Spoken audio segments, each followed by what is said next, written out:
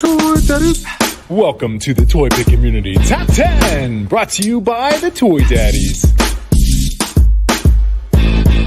What's up, everyone? Welcome to another episode of the TPC Top 10. It is Wednesday, and we are really excited to be here today. With me, as always, I got Yimbo Reviews Everything.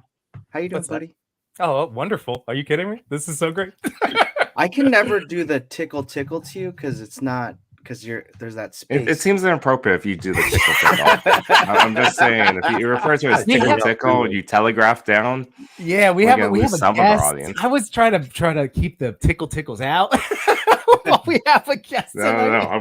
I'm going the other way. I forgot to mirror my camera. Guest here doesn't mean we can't. We won't. I was going to say, you guys are very him on the I tickle feel a little bit left out. This is not quite fair. I put my keys in the middle and nothing's happening. Come on. We got no chewing. How you doing, buddy? What's up, man? And we have a special guest tonight, and we're very, very, very excited. Mr. Stevie, Hasbro himself. Very excited to see you. Thank you so much for coming on. Hey, thanks for inviting me. I really appreciate it. I know we run into each other seemingly every time there's a convention, and we always kind of chat, and you do stupid little videos about me. But it's nice to finally come on. I admit I had to do a little bit of research about how many accounts you've got and how many YouTube channels you are, because you're collectively the Toy Daddies, and you're all individual. I was like, man, they make this complicated. Yeah, we're a little all over the place, a little bit. Yeah, you're involved. That's great. But thank you for being involved. This is brilliant. Yeah. I'm looking forward to chatting. Well, it's great. Honestly, this is going to be a lot of fun tonight. We're going to just hang out. We're going to talk some toys. We're going to talk about you. We're going to talk about the TPC Top 10. And as always, we're going to include all of the people in the chat. People in the chat, please chime in, check us out, ask questions. And as we say every single show, the chat is the best thing about this. Like, the chat makes us laugh the hardest. The chat asks us funny questions. And please, there are going to be a lot of questions. You have a lot of questions for Mr. Steve. Put them in the chat. We'll star them and we'll make sure we'll get to them. I'm trying to join the chat. I realize that I have to sign in to join it. I can't remember my friggin' password. Anyway, to you too? I can just talk to them. So, hi, Wade. What's up? There you go. That's my device. It's live television, ladies and gentlemen. Steve doesn't know what the hell he's doing. All right. Carry on. So guys, chime in. I don't even know where to start. Should we go right into it or what? Yeah, well, I mean, we have had the good fortune of getting to talk to you before, Steve, at different points, but our most recent in person was at ChrisCon. I didn't get to. I saw you. I was looking at you lovingly from a distance because I was manning our booth for the whole con. I was really trying to get that going. But my boys were doing an amazing job going around doing their interviews, and I'm still waiting too for the Laser Man video that they I am lazy because I really wanted to. That was a good gag. I think Sunti gave it away. It was hard to keep my face straight on. I mean, look at the beautiful. I was like, yeah, it's crap. Yeah, it's great. I love it. Look at that. Is that cell shading? Yes, unintentionally. It's like you shake it in with your feet. So I guess the chances of Laser Man being picked up are high. Yes, really high. What was the connection with Laser Man and milk? Was there milk? Was it okay. I mean, hey, we're getting into it now. I thought we'd wait 2 hours, but okay. Everyone going. So I'm just, Laser Man was born.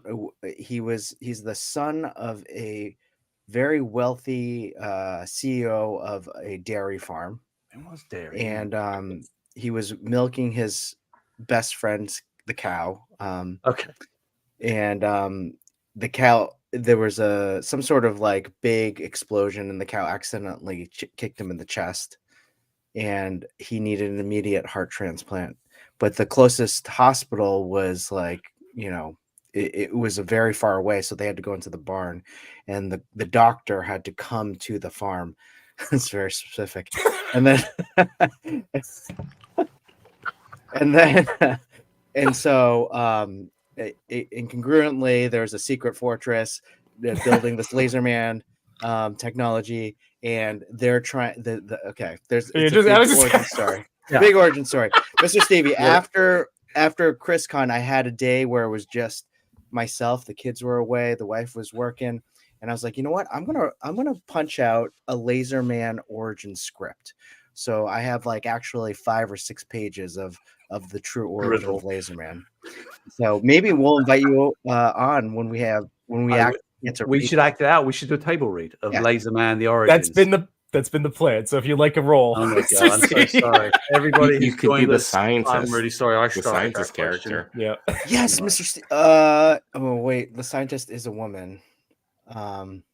You saying Steve Hey, doesn't have range? I can gender swap that way. It's all right. He could be.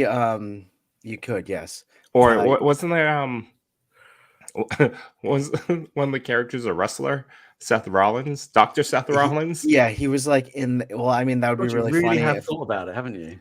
Yes, there's. Yeah. There's lore. He was the scientist love interest that gets killed, but As you see in the chat, General Storm. people are invested. People are invested. People are invested. Based on the true story. It's one of our favorite running gags. Because I would have jumped off a cliff by this time. Anyway, Chris, But thank you. No, good seriously, thank you so much for like just amusing us, and you were such a great sport. And like you said, we see you like at least once a year or whatever, and you're always so personable. And I just like, honestly, like, you're just so nice, and I think that's what really why people kind of gravitate to you and your social media, because actually there are similarities to you and Yimbo. I'll have to say, just the positivity, big personality, and why braces. And what? I said I had braces and lost my retainer. Yeah. I mean, come on now. I didn't say anything with a smile. I just said like wonderful. Stop it. That's very kind. It's very kind. Listen, I enjoy it. So like, how can you be I can't be an ass if I don't enjoy what I do. So it's good fun. Thank you. I appreciate it. I hear this is gonna, if you don't mind, this is gonna jump into the question, like right before we went live. But so congratulations again. You are about to right. Like, when is the actual 25th anniversary? 25 years in Ezra? God. Yeah, June the 1st. There we go. All right. So congratulations, first of all, on that is just a massive accomplishment, just in terms of any working anywhere. Just like that. Just that's amazing. Well, yeah. well done. Well done. And so again, Chris brought up the social media, and that was something that I thought about, where it's like, wow, like, you've been doing this for, like 25 years, and over the course of your career, you've now seen with the internet and then social media, and now for you, like, you have a social media presence. Like, you have been a toy icon in our circles for since I've been discovering you the last 4 or 5 years, whatever it is, like, so. Yeah. How has that changed? Whether it's just your enjoyment of what you do in general, is it just an enhancement? Is it just how do you look at your socials? Like, especially, when I think of like your Instagrams and the reels and things that you make. Yeah, well, it's I'd be lying if I said it wasn't a really important part of my life, which sounds very pompous and kind of like dreamy. But like, I go and work and help create toys from 8 till 5. And I come home.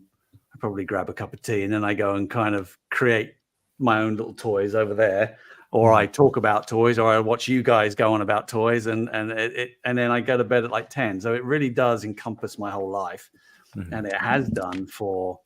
There you go. Thank you very much. And it has done for more than 25 years. I've been collecting. I kind of started when I was about 16. So Jesus Christ, nearly 35 years. So I've been collecting 35 years. And I got into collecting because I discovered a community. So I was a big Star Wars kid as a young kid. I had them all up until the age of about 12, which is embarrassing by today's standards to still have toys when you were 12. I did. And then I kind of went away, and then I came back, and I was at a car boot sale, which is like flea market, American equivalent flea market, or British equivalent. And I saw these Star Wars figures, and I was with my friend Simon, my best mate, and we were like, "Oh, do you remember those when we had them when we were kids?" He said, "Yeah, they were wicked." I said, "Let's buy some." And they were like 10p, nothing. And I don't remember how it happened, but I found Steve Sonsweet's book, From Screen to what is it? From concept to screen to collectible. It's over there. It's this one. I'm going to do a lot of this. I'll just jump up and run around. Where is it? This book here. Someone had this book a little while later when I was older, and I was like, oh, it's like a thing. It's a thing. And then someone knew a guy called David, who was related to Laserman. He lived out on the farm. And he said, oh, Dave has got a load of Star Wars stuff. You should go and see him. So I found out really slowly over the course of like 8 months or so that there was a community, that people did this and bought and sold. So then I started understanding, okay, so this is a thing. It's a culture. And I started buying and selling. And I set up my own little kind of mail order company that I ran through university when I was at college. And so that was my social media. But social media then was, I advertised in a magazine. They found my advert. They called me up on a landline and said, oh, I want a Luke Skywalker farm boy with yellow hair. Have you got one? And I went, hang on a minute. And I went to my thing and looked. I came back. I went, yeah, I have got one. And he said, what condition is it in? And I went, yeah, it's really good condition. Like, okay, how much is it? £4. Oh, I'll send. Okay, I'd like it. All right, I'll put it aside. I'll give you 2 weeks to send me the check. He sent me the check. I cashed the check. Then I sent it back. This whole process took like a month and a half just to get. You're right. And so, but I was excited by it, and I was happy in the fact that there were other people around the country doing the same thing. So anyway, this then evolves, and obviously the internet came, and chat rooms, and it's got a bit quicker. Not that quick. I actually remember when I started at Hasbro in '99. I remember downloading episode 1 trailer, which actually that's 25 years. That trailer, I think it's November 2nd or 3rd it was released. Oh my god! It took me 4 hours to download it. Oh my god! It was like 240 by like 1 something. Yeah. But anyway, I digress. So skip forward to like today's generation, and everything is just so instant now. I can connect with people. I got friends in Norway that collect Smurfs. I got you guys. I've got people in Australia who works for the Australia. You just connect with people so quickly, and you network. But then there's this whole kind of community, and it just gets so much inspiration. Like I just spend hours just looking at what people are doing, and looking how they're using our products, how they're using other people's products. Toy photography is a huge thing. I mean, I'm proud to say that we were a pretty strong proponent of toy photography when I was on Star Wars, and with like Jason Yang and Nose Rain, all those kind of people that were doing that. Yeah. And it's just so quick and instant, and it has its downsides. You know, it's quite all encompassing, and not everyone's friendly.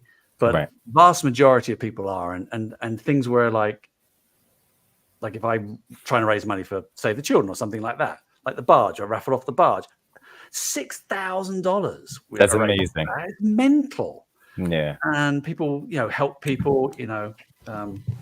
Unfortunately, we lose some people, and people help their families and stuff. So anyway, it's a very long-winded way to say that social media, on the whole, for me, is vital and important, and really helps bring this community alive and extends it to new generations as well. It's just a great medium. I'll shut up. No, fantastic. I loved hearing all of that. yeah, but no, it's really important, and it can really help people's lives and careers. I've seen toy photography go from a hobby into an art form, and now into getting there in terms of a career. Like, people are earning money from it. Not a lot, but it's up and coming. I think it'll continue to grow.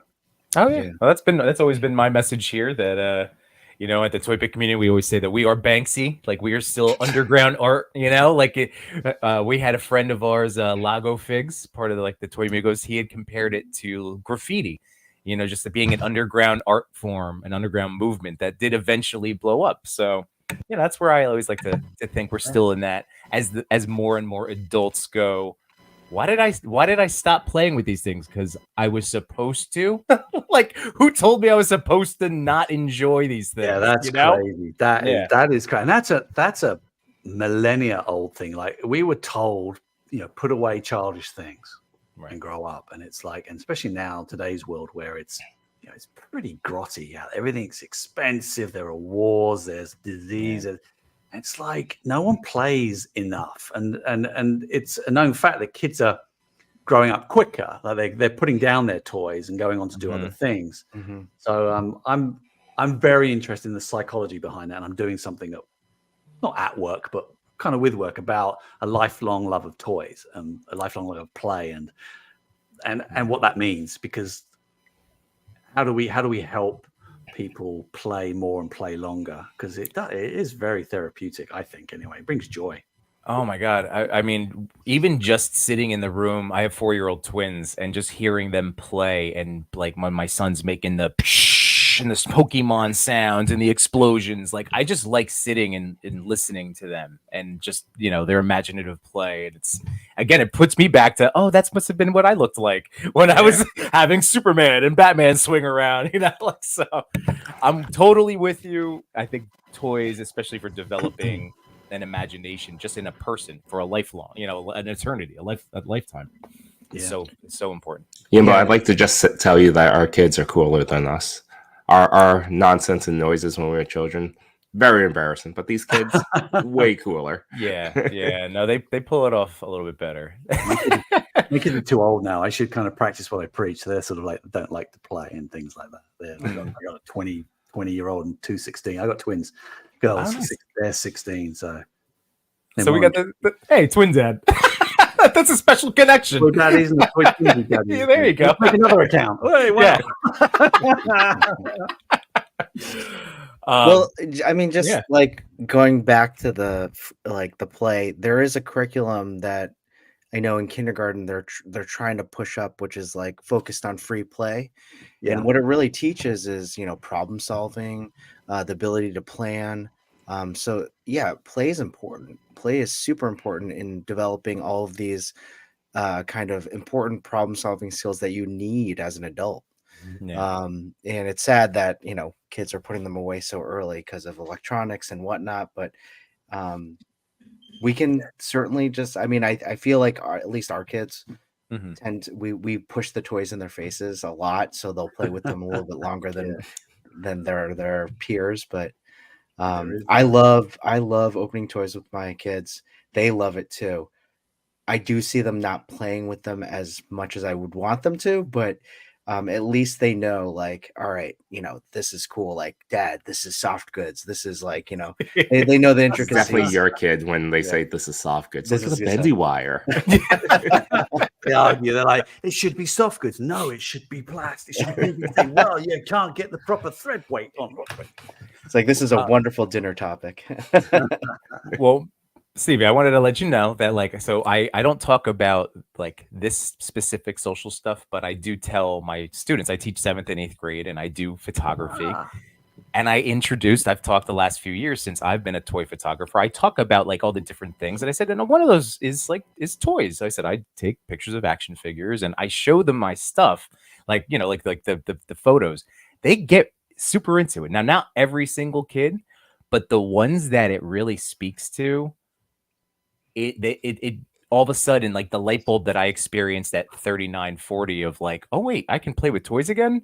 I saw in 7th graders, and it's amazing. So it is a thing that as people learn about toy photography, again, it's just like the enhancement, and it does extend the life of being able to play with, again, these toys, going from the swooshing sounds to, again, just shifting your imagination around. But just so you know, it's a thing. It's odd because it's quite a quick. I don't know how to describe it properly. It's quite a quick art form in the sense of like it's quite quick. It's cinematic. Yes, it's narrative. Yeah, very definitely narrative. And some of the toy photographers do beautiful stuff with posing and composition. But I equally find that the toy photographers that may not have the aesthetic standard that they have, but have this narrative that have like, oh, that's an interesting thing they've done there. And I think it's quite a quick way to do narrative in cinema. So if you're into movies and you're into storytelling and all that kind of stuff, I think toy photography is a really great way to scratch that itch without having to painstakingly animate for 5 years or get actors and things, because you get recognizable people or characters, and it's cinematic. So Yeah, Or it's a drawing. sense of like instant Yeah, and gratification. drawing, yeah. Yeah. You can take a Yeah. photo in like 5 minutes and be like, oh, Yeah.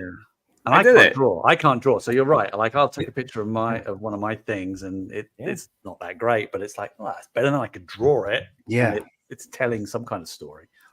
So And I've always wanted to be a comic illustrator. Like I just, Yeah. you know, and you know, I don't want to say, I think that human beings we're all amazing as creatures, and I think that if we do put our minds to things, we can accomplish anything. So I don't want to start out by being like, I can't draw, but Mr. Stevie, like, I can't draw. I never put the time in. Yeah. There's And still I always time, Ian, though. wanted- Come on, buddy. You can I always pick up the wanted, paper. well, to be able to like bring out these ideas and again storylines and images and everything, and that's where this lended itself so perfectly to that. It's a life changer. I love it. Yeah, agreed. Mr. Stevie, you had talked about starting your collection with Star Wars and everything like that, and you definitely have a big and wide selection. Wade Creates asks, what is your favorite toy of all time? Ooh. Wade. That's Create. yeah, going right at it. It genuinely changes. I would say it ranges from, and I don't have it on display. I actually have it in the other room because it's too big. You have another room? Oh no, it's just a dump room. 'Cause, Oh. like, my kids used to play with it. So Fisher Price, Little People. They used to do a Little People village that used to fold out with a bridge, and it's huge. And as a 3-year-old, if you fold that out and get on the carpet, which all 3-year-olds do, it's like a whole town. And it had like a little mail cart that used to post the letters through the letterbox, had a cinema, a firehouse, and all this kind of stuff. I think that is one of the greatest play sets ever made. I would put the Millennium Falcon, the Mark Boudreau's Kenner Millennium Falcon, and AT-AT together as a play set vehicle, or play ship, I like to call them, play ships. And I would also say Starbird, that MB Starbird there. You're aware of Starbird, I hope? Yes? No? No. No. I love this, by the way, that you can just run and grab anything. This you're gonna.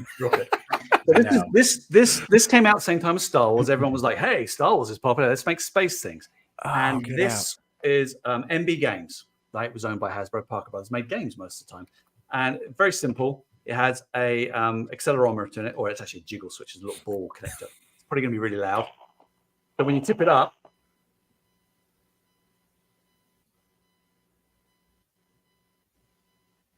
and then it has a really annoying.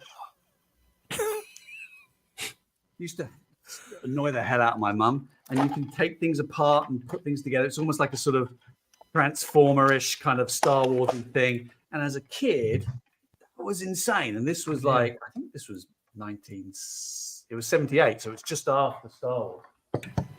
That's another good one as well. So, yeah, I think Starbird, Millennium Falcon, AT-AT, and Fisher Price, Little People Village. Best toys ever made.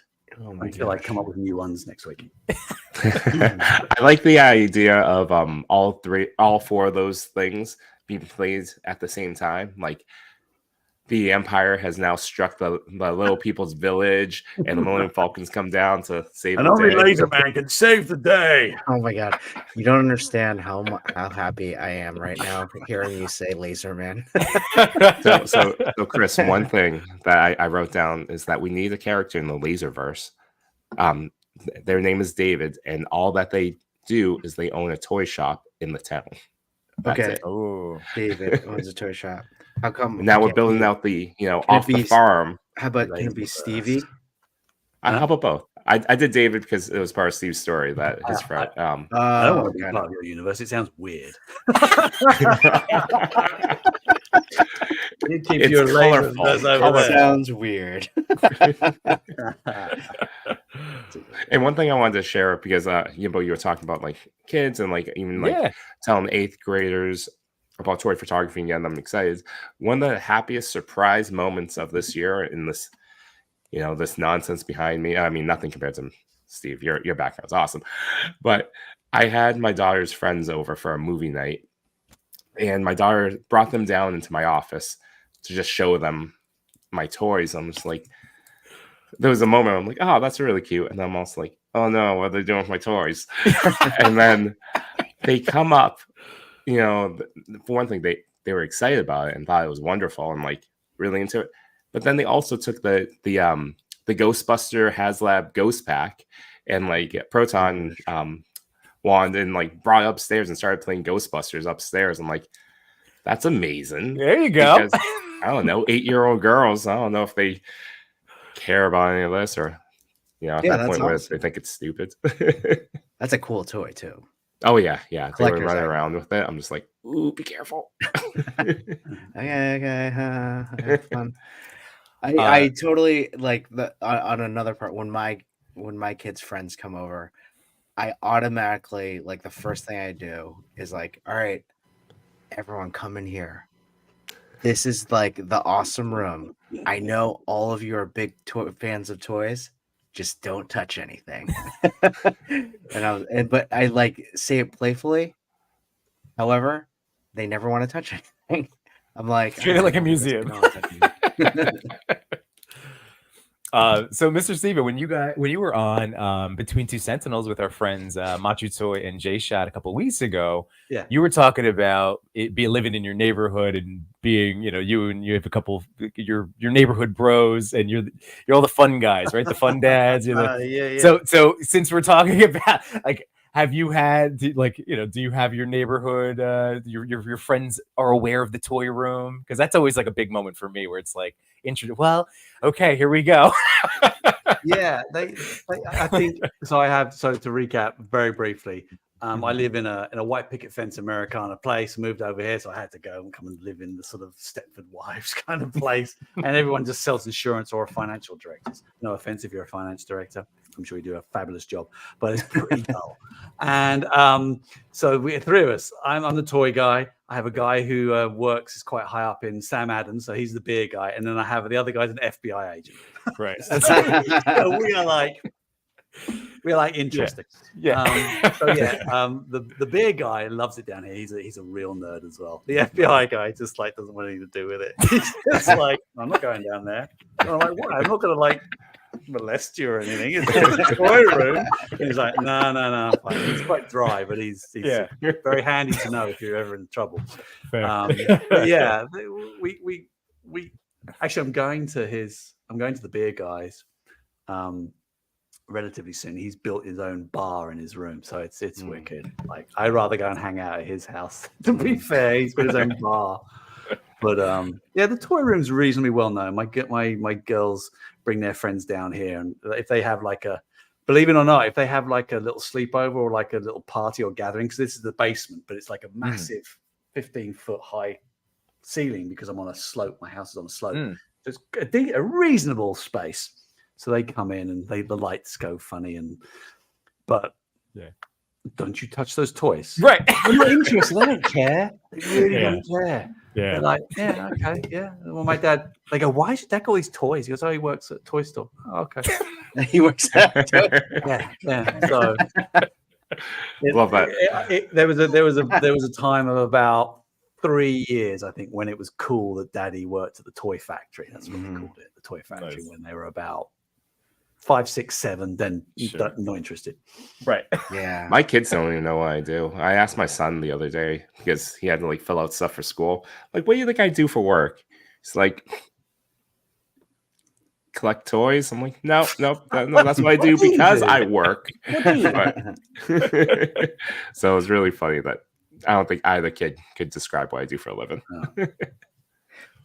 Well, Mr. Stevie, Make It Move Media says, what's the coolest thing you've seen someone do with action figures? You don't have to say Laser Man.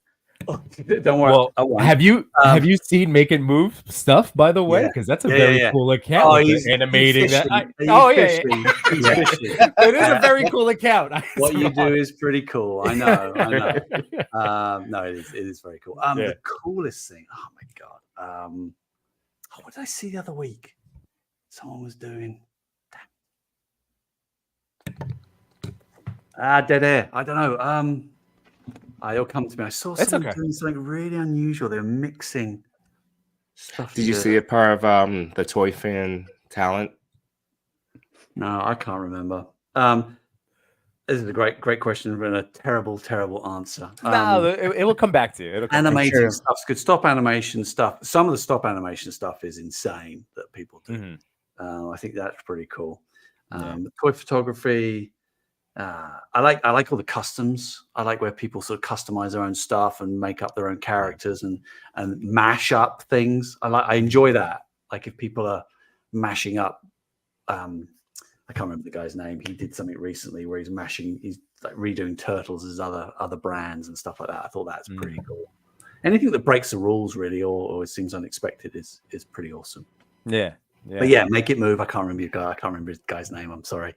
But yeah, your stuff's pretty wicked too. I will give you that.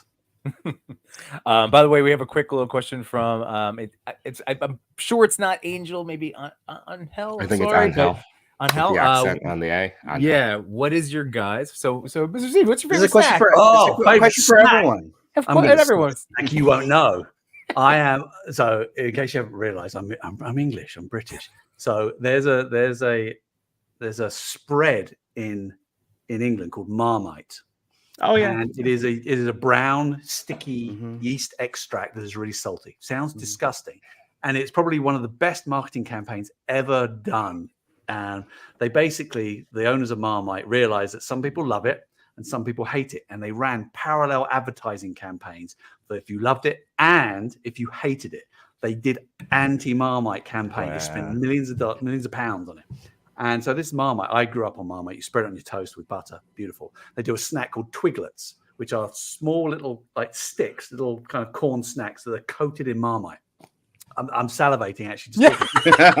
And that is my favorite snack. And you can buy it here, but it's like $6 a bag. Where in England it's like 30p. But that is by far the number one snack. And if I ever committed mass murder and was on death row, my last meal would be Marmite and toast. Oh, very nice. Wow. Okay. Is that something that you regularly stock in your house or no? I wait. You can't. There's an Irish grocery store about 20 minutes up the road, but it's expensive. So when my mum or my father-in-law or my friends come over, they'll bring it. There you go. Bring your Twiglets. Nice. Bring that. Yeah. So if you ever want to get on my have you ever good tried? side, buy me Twiglets. Yimbo, Chris, have you ever tried Marmite before? No, I have long ago. I can't tell you I can't remember what it was like. But I always described it as soy sauce jam. Oh, okay. That's actually pretty good. Yeah, actually soy sauce jam. I reckon Chris did have it. It was the night before he invented Laserman. His mind went completely haywire. You know what? This is issue 3 of Laserman. He had Marmite, went crazy. Marmite sounds like Butter a or jam on a scone. Let's put that in. I'm just reading. What's it? Both. Yeah, both. I have this like notes page on Laserman in my phone, and every time we're on the TPC, there's always something new I have to put in there. Okay. Marmite is it? Delete. My friend Cody, Too Much New Toy says, isn't it really salty? So people just put too much on. Is that where the that you got to be careful. You got to be careful here. You too much, you ruin it. You want just toast, warm, butter, lots of it, and then Marmite so it marbles itself. So you can get like an equal amount of Marmite and butter. Well, to your credit, Stevie, your passion for this makes me really want to try it. Yeah, we're gonna do that. I have to track this down. This sounds yummy. There is a store down the street from me that sells like English like candies and different snacks. So I wonder if they have it. Sweets. They're not candies. Sweets. They're right next to the Snickers bars. Yeah. Are you, Chris? Are you adding these extra comments into your notes because Marmite sounds like Laserman? When you spell Marmite, it has to be MIGHT for Marmite. Just trademark. I see. Yeah. Okay. You got it. Say it again. Just like mighty. Yeah. Marmite. Yeah. Got it. Marmite. Spell it. Marmite. Don't get sued. Or we give it Marmitey. Marmitey, the supervillain. Laserman's arch nemesis from the planet Salt. Or Marmite. I'm cracking up with Josh Brown. Just or both. Soy sauce jam. Should be the phrase to get someone to try it. I've got a lovely bit of soy sauce jam. Yeah, come around the corner. Come down into my basement. I'll show you my soy sauce jam. Cal the Collector asks, "What is your top?" This 3 changes as action well. It's like Star Wars. Ken of Star Wars, number 1, bar none.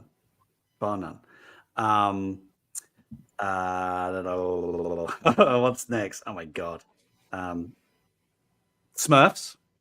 Oh, okay. Smurfs. Well, that was, in terms of breadth of line, that's freaking huge in like late 70s. Incredible. And then I've got to turn around because I have to sort of. Then I'm sort of Indiana Jones, but then I'm also Tron was really cool, but really short. But I can't deny I was too old for Teenage Mutant Ninja Turtles, but that line was probably one of the best designed lines. So I'm going to say that. And I don't have any. I have no turtle stuff. Wow. At all. Really? I had the comics and things. Yeah. And I loved the movie. I had that movie on pirate cassette and everything. And all I was saying was, the clock's ticking, dude. No anchovy. So it was like, that was my American impression. That's good. Turtles. You make an excellent book about those Ninja Turtle toys. Actually, I'll grab it. But the book is fascinating because it goes through all the years. It doesn't show you all the toys, but it goes through the process of like, this is the year that they did like Ninja Turtle NBA players. This is the year that they did. They were so brave. Transformers. I think they were so brave. I think that's what it was. I think it was just like ooze. We got medieval knights. They just did anything. Play sets, vehicles, everything. Yeah, it was good. I shouldn't say that now because they're our competitor, but you know what I mean. It's just like can't deny it. But Turtles, they license out their properties to everyone. Star Wars Smurfs and Turtles. Those are good ones. That's the answer. You mentioned again the variety of things that you do collect and the stuff that's back there. One of the things that I know I've been a fan of is whenever you showcase a new collectible. Like I know, like we're obviously all into the toys, and we know your toy collection is extensive. But like when you bust out, the thing that's jumping to mind that I didn't know about was that like graphic novel of the Reeves Superman and Keaton Batman. Like you just recently showed that off. Then you had, I remember there was another one from a while back where you found a Reeves Superman movie. It wasn't a record, was it? No, it was a poster set or play set in card. Oh yeah. It was fascinating. But so I just wanted to see if there's anything that you've gotten recently or that you in the collectible nature. Yeah, this is like the driest collectible in the world. It is like, it looks god awful boring, but it's really interesting. You can make paper play sets of like when Jor-El sends Kal-El from Krypton and the planet with the I have to do this backwards with the helicopter. I had to hold my breath when you were opening it on the reel. I was like, oh my god, he's gonna do it. It's insane. So did they give you the templates and everything to make them, or they show you? It is literally like plans that you cut out and stick together. Oh my gosh! All those things. You have to be like a craftsman to actually make them. Because they look so complicated. Well, I feel like now, like having that, even just with, oh god, you can just hand it to a diorama maker and they could just run wild with some foam board, right? I mean, you've met Machi Toy. Just send it to him. Say like, hey, build this for me. I don't know how to do this, Daddy. I don't know how to do this. Right? Like, I don't know how to do this either. This is really hard. Just weird stuff. I love that weird stuff like that. And there was not enough merchandise made for Superman the movie. That is a crime. That is a crime. That movie is one of the most important movies ever. Yeah. And there was this, a book, a lunchbox, a waste paper basket, and some cups. And I don't even count the 12-inch figure. That really wasn't from the movie. It was just repackaged. But it's like insane. Wow. It's so funny, especially in the landscape. Even at that point, I guess it was right before we really hit that point of toy, you know, like I think of like Mo 2 coming with like toys first and then all of this stuff. Like that was, it was right before maybe, right? And again, you seem to be more of a toy, definitely more of a toy historian than I am. So like, is that around that point when? Yeah, when was Superman? That was 79. So I think it was 78, and then Superman 78. Yeah, got that right. Or was that 79? I mean, was that right before Star Wars though? So like, because those figures were... Well, what about the figures for Star Wars? Was that 76? No, 78. It was 78. Superman was 78. 78. Okay. Not that I knew it. I went to Superman 2 Google. was 81, and Superman 3 was 83. There's no toys for Superman 2 either. Yeah. Like, no one did like General Zod figures and things. Like, well, who do I blame?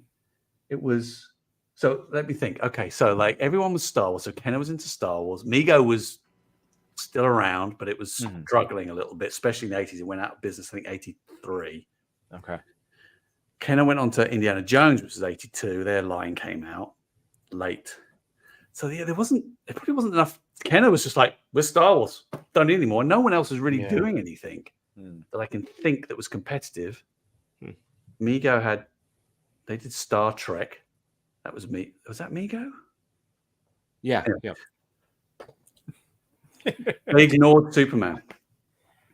Did Star Wars, Superman 3 have a lot of merchandise? Not that I remember. I had a poster. No toys. No one's done at the time of the movie that I know of, and people may tell me, no one did action figures for Superman, Superman 2, or Superman 3. Do you think it was just Warner's taking their films too seriously? Because even Batman, they had toys, but it wasn't quite, you know. Yeah. I thought Batman had a lot of toys. I remember playing with a lot of Batman toys. Yeah. But it wasn't great. You know, they swapped over, didn't they? So it was Kenner and then it was the other, not LJN. Was it LJN? I can't remember. I got to go back and research that now a little bit more. Because I always complain about Superman toys. Yeah, I got the Superman trading cards. Yeah, they had trading cards as well. Got those. But I need to go and find out why. We'll have a follow-up video about why there's no Superman toys. And I like it. Say that. And I show this a lot. But I do have a very rare Kenner Superman 3 3/4 inch action figure. Where you could send off for all that stuff there. You can see my ring very badly. Custom made. My friend Chris King. That's King amazing. He had that sculpted and does all the card backs. But like I look at that and I go, my God, I want that. Just go back in time, right? Money was on the table. What were we guys doing? Someone made that for you, or you? Yeah, well, not for me. He makes them and sells them. This is like 3D sculpted and 3D printed, and then I had someone paint it, and he does the card backs. I'm a good friend with him. Actually, it was funny because I went back to England for my 50th birthday, and we just speak over Instagram. The beauty of social media, right? So we strike up like a kind of an Instagram friendship, and I said, "Hi, I'm coming over to England. Where are you?" And he goes, "I'm in Birmingham." I said, "Oh, that's like an hour and a half away from where I'm staying with my mum. Can I come around your house for dinner and sleep over?" And he was like, "Yeah." And I was like, "Great." I said, "If it's a bit weird, you can chuck me out." But we stayed up like nearly all night just yakking about that, and he's got collections, and it was brilliant. But like, that's so awesome. Social media. Yeah. Mega had DC. Yes, they were doing they had DC and Marvel, didn't they? They had both of those pocket heroes. Yes, you're right, but it wasn't. It was classic. It wasn't Superman, the movie stuff. So you're right, Funhouse Design, and then obviously Mattel took Marvel, and Kenner took DC with the superpowers in '84. Yeah. So it was a weird time. There's a lot of things shifting and moving around. Yeah. So obviously, Superman the movie just kind of fell through the crack, which was a shame. I like that movie. In case you don't. Yeah, no, same. It's kind of like one of the definitive core, superhero. I mean, that's it. It's like watching that for the first time. Kicked the door down. It really kicked the door down. I mean, I remember watching it as a kid, and it's so funny how our tastes change. Our love for the movies remains, but like at the beginning when I was young, I was like, get through the Krypton bit and get through the farm bit. It's boring. Get on to where he's saving Lois on. And now I look back and like, oh, it's all about the farm. Yeah, it's all about that. I bawl my eyes out when he says goodbye to his mum. all the quiet Hill, moments. like, Yeah. where you're heading north, and it's just like, oh my god, I knew this day would come. We both.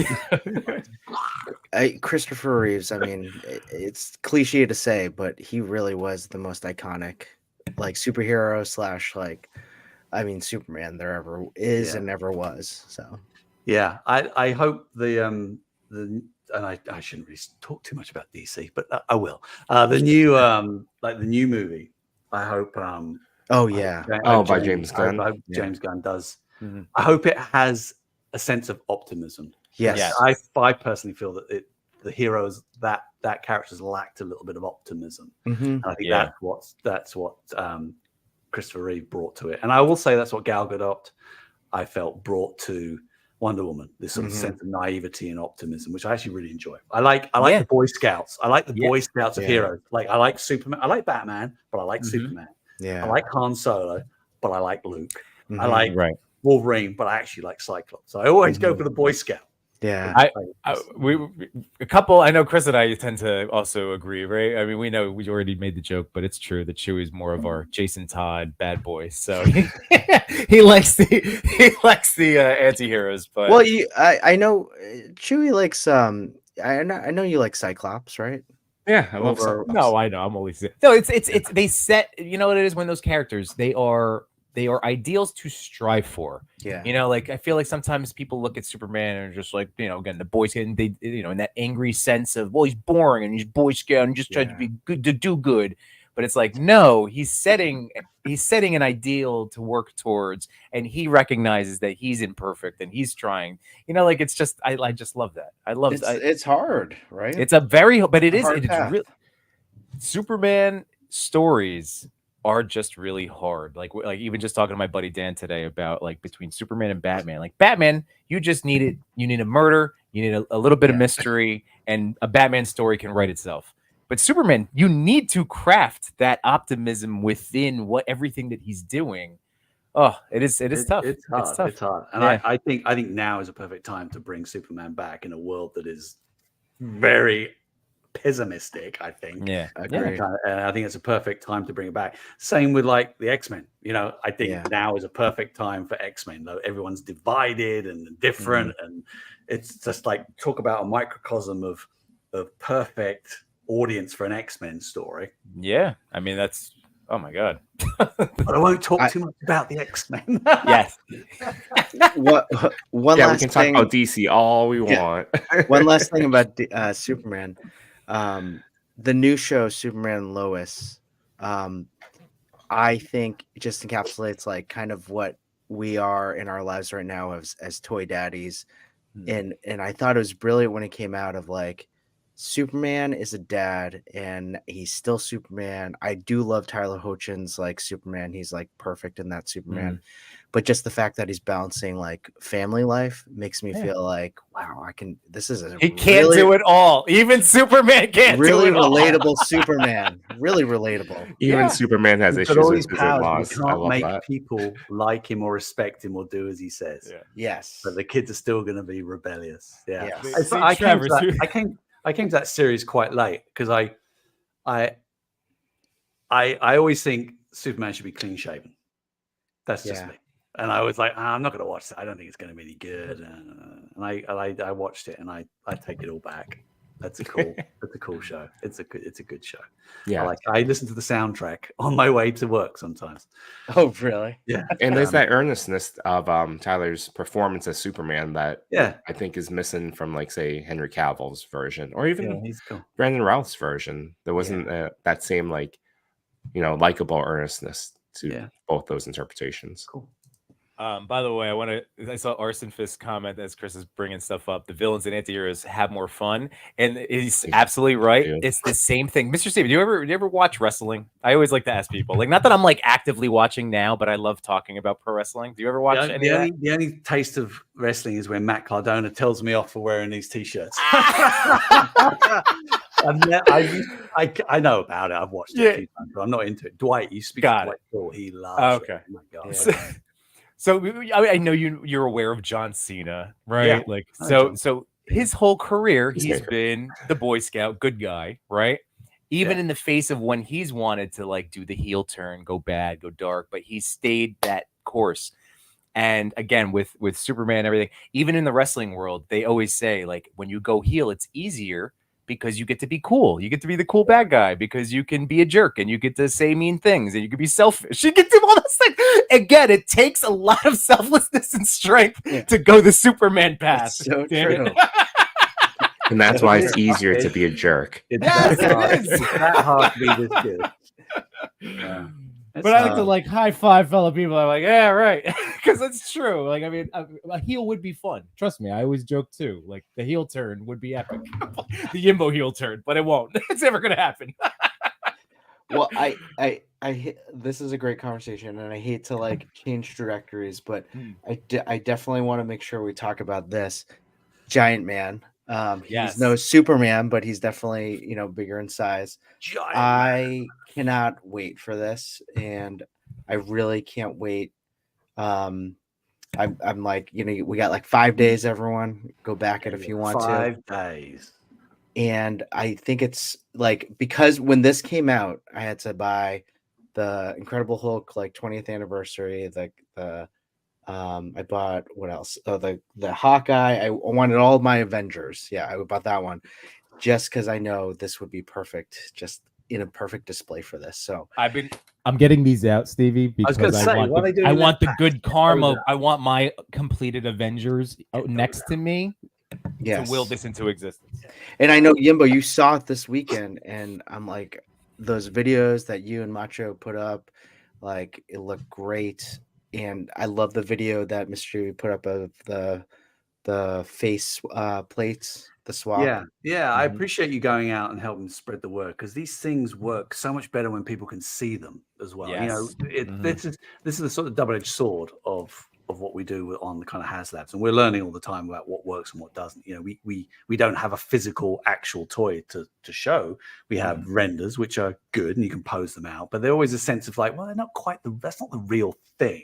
And then we have that one prototype, which is just 3D printed using the sculpts that we've got. And when you see that, you can actually see all the detail and the fabric and the kind of textures and stuff. So the ability to have it at Toy Fair was, I feel, really important, and have people like yourself kind of spreading the word. Because like, up until Toy Fair, they were like, some people were like, oh yeah, great. There were some people like, yeah, not for me. Or there's some people that were very like, I don't want that. Why does anyone want that?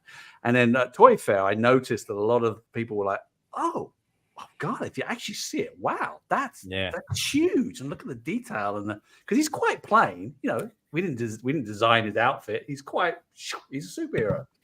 But I think Dwight and the team would put so much texture in all the folds and the leather and all this kind of stuff. So when you see it, it's different. But I wish there was a better way where we could show it to people. And I'm still trying to work out what that is. I don't know whether it's like a super HD camera, 4K kind of tour of it. I don't know. I don't know yet, but I got to work out a better way of. Because I will say, again, with like, I was at Comic-Con, you know, like, so I got the 1 day in, and then seeing all 4 days of footage and pictures and just all the different displays as Dwight was changing things out. I mean, it hits, and that's even pictures and videos taken through fingerprint, you know, like glass. Like, but so I think you're right. I think any kind of like high definition, this stuff, because that's what with the HasLab, with the Charger last year, seeing it and seeing the paint and the texture and the weight, I was able to actually feel like I could lift it, you know, like it was so well designed to me that it was so hefty. Like it just looked like a solid vehicle. And with Giant Man, oh my God, like showing those sculpts, showing the little, you know, again, the threads, the stitching down the mask, like all of the little details that are packed in. However we can see that is. We got to do a better job of working that out. Well, I think a lot of, at least from New York Comic Con, there was a lot of hype in terms of great videos that showed just great angles of it, and especially the zombie faceplate, as who was it, Josh Brown had said that zombie faceplate is like, I really want that as well. And like going back to the texturing, that it looks amazing. It looks like a real costume, and if the photos and videos that I saw, like this is gonna sound weird, but like I felt them. Like I felt the texturing through the video and the pictures that I saw. One question I had, just going back to the costume, you know how you said the costume is very plain. Like why that choice? Like there were so many different iterations that they wanted to go back to classic, or Yeah, I think Dwight is the one that knows the ins and outs of the decisions behind that with Jesse Falcon at Marvel. But yeah, it was definitely a classic. You know, we looked at, do we do MCU? Do we do all the variants? And I'm not even going to claim to know all the different variants, different costumes and things, and even the different artists draw them differently. Like, oh, he's got black things. Well, no, it's blue, and it's over here, overlaps here, and everyone draws everything completely different. So making those decisions are really hard, and we'll never get everyone's favorite type. Like some people are, it should be blue. Absolutely. Never be able to make everybody happy. No, it's impossible. It's truly impossible. But yeah, we wanted to. It was Avengers 60th this year, right? 63, yeah. And we were like, well, I think we can do another giant figure. You know, we spoke about various giant figures, and I wanted to make sure that we did what I call an easy buy. And it's like, if we do this, let's not make it complicated with loads of different tiers and things and all this kind of extra figures and stuff. I don't want to overburden it. I said, because like the last time we had Engine of Vengeance, which didn't fund, it was a certain amount of expense, and the Ghost is just coming, and we knew what was coming out. And we're like, I want to try something that is just $200, big figure, no lights and sounds, all that malarkey. Just HasLab is a testing ground. It is. It's like, let's try this. And if it doesn't work, it's okay. I know my bosses probably won't tell me that's okay, but it's like, that's the heart of HasLab. HasLab is to try these things that you would never really find at retail. No retail's going to stock that size box. It's going to stay on the shelf, and then it'll eventually move to clearance if no one gets it. And no one wins with clearance in terms of making more stuff of that kind of caliber. So HasLab is a way of reducing risk and making things for people if they want it. And if they don't want it, it's fine. It's okay. You don't have to back it. Yeah. But we wanted to make this one quite an easy one to sort of get. And I know we can still do better. I'd still like payment plans. I'd still like all this kind of stuff for HasLabs. And, you know, it's still relatively young.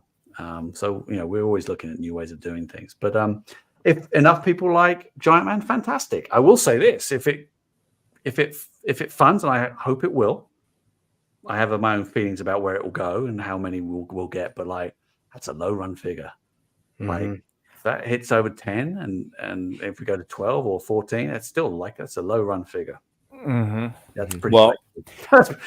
We did 9,000 of the barge, and that goes for like crazy money. So I'm not trying to say, hey, scalp everybody, but it's just like, I don't know, it's something special. I think it's something special. If you can get anything that's only 10,000 made, that's a pretty special figure. It's not a lot. Well, I mean, to highlight, I know Chris is bringing up some comments. Josh Brown pointing out like that he commended, because this is something that he, you know, here it is. I think the base offering is great, and not locking figures behind tiers is great. That's the sentiment that I've also heard, and I felt that myself. Really, like I was hoping that this would have been backed after the first day. Just like when I saw that, I went, oh, crazy. I know. I thought this was going to be, home run. Like, but it is. Again, you know, this is just like any kind of crowdsourced, crowdfunded Kickstarter. Right before we had talked about, like, you know, you've seen trajectories of this, so we're all hoping, you know, fingers crossed that there's that big surge, you know, in the last, you know, couple days. But man, I was just hoping for you guys too, just get it funded right away. Just like, let's just like give them the W, everybody. Let's have this whole month be a victory. I know, of course not. Exciting. When I launched the barge, that was our first HasLab. You know, it was like me and my marketing partner were like, "Hey, let's do this crowdfunding thing. It sounds interesting." So no one's ever gonna make that. We'd never make that and sell it at retail. I don't care what anyone says. It would never happen. And it was like an urban myth, like, the barge, they're never gonna make that. That's not a thing you can sell in this modern age. And so we tried this crowdfunding thing, and it was a roller coaster. I didn't think it was gonna make it. We put so much work, so much effort into finding a different way of doing things. And then we just got over, and there's not many left. I mean, there's not many made. That's what I mean. It's like, yeah. That's not a lot. Yeah, I rarely see it in the wild anywhere. I actually find it quite boring if it funds in like a day. Fair. All right. Well, you got your wish. Emily and Lenny won't agree with me on Joe. I think very well funded. I mean, I do have to say, like, okay, you know, with some crowdfunding things, the hype is there, and then it hits those numbers really quick. One thing that I remember is like that DeLorean, the DeLorean. Oh, by Tell Me. Yeah, by Tommy. That the watching the numbers that day for like just hit it. Like when it launched, it was like, oh my gosh, it was comical. It was like 28 minutes. Yeah, it was 28 minutes and it hit all its units. Amazing. You see the dollars go up like it's a Muppets movie. I was like, wow. I do feel though with the Giant Man, I'm feeling the hype behind it now. Yeah. And that push came, I do feel like that push came from New York Comic Con like this past weekend.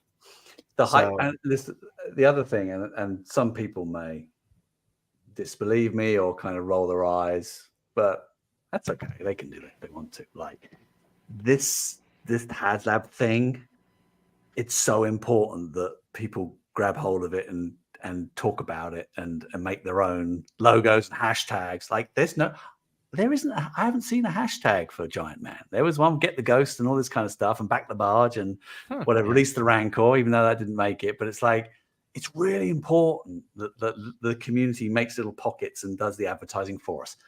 A lot of people go, hey, you should do your own advertising. It's like, yeah, but it's not the same. Yeah. Not the same. It's like, chat, can we think of one right now? You gotta let's take suggestions. G-Man, get your G-Man on or something like that. By the way, our friend Mikey, the figure report, said, with Giant Man, you're going to love the way it looks. I guarantee it. I don't know if you guys saw that comment, but then he also goes on to say, I think people just expect more for less. That's not just the case with this HasLab. It would have cost more if a figure was a tier, whether you agree or not. That's interesting, you know.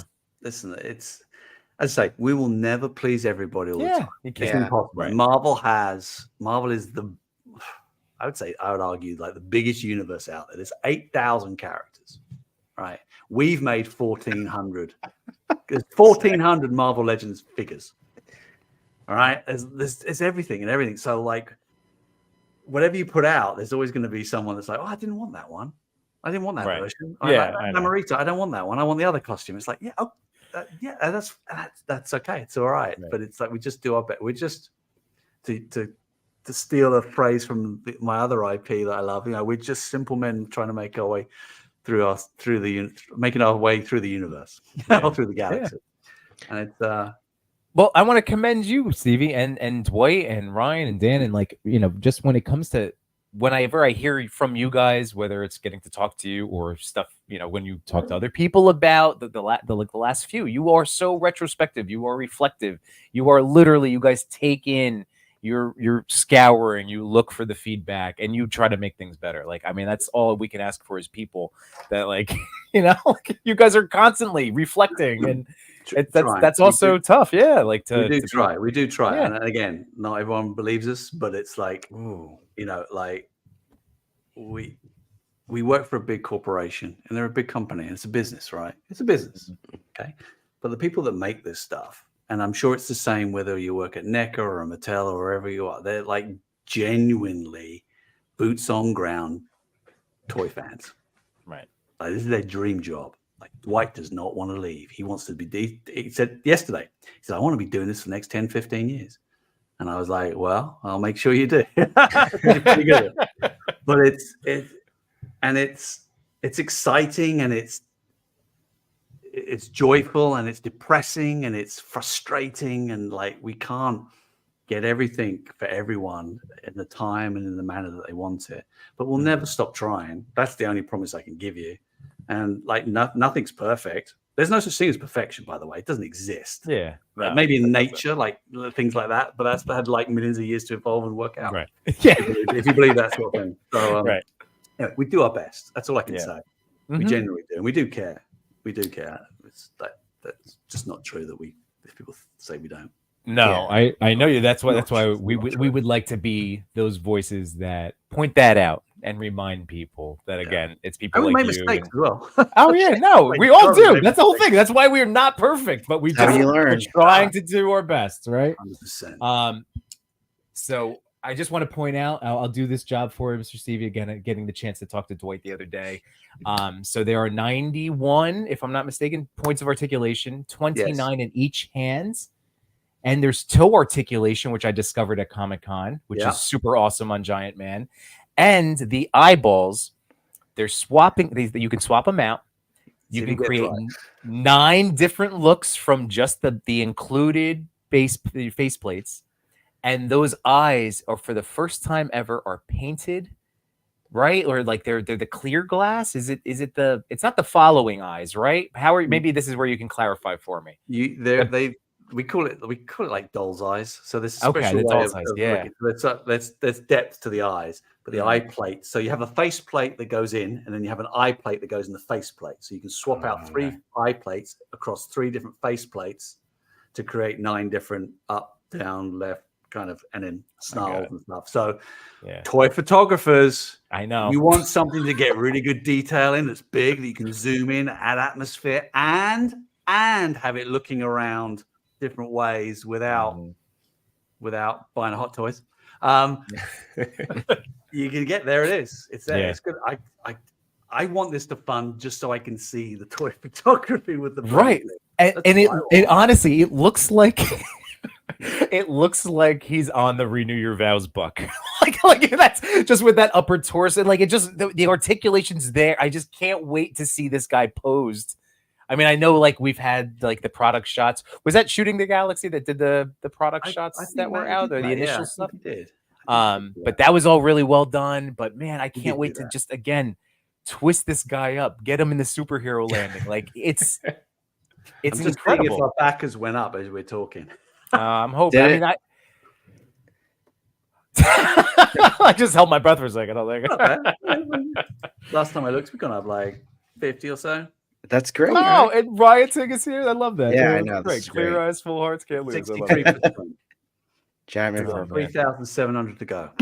Just back to some of these hashtags. I do like Jaden's Man the Giant. We got go big, get Giant Man. And Biggin. I do like that quite a bit. Go big. Giant Man who needs food anyways. Giant man. Man.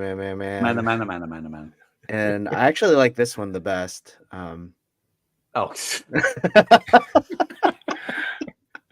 Cancel all your backings. It's done.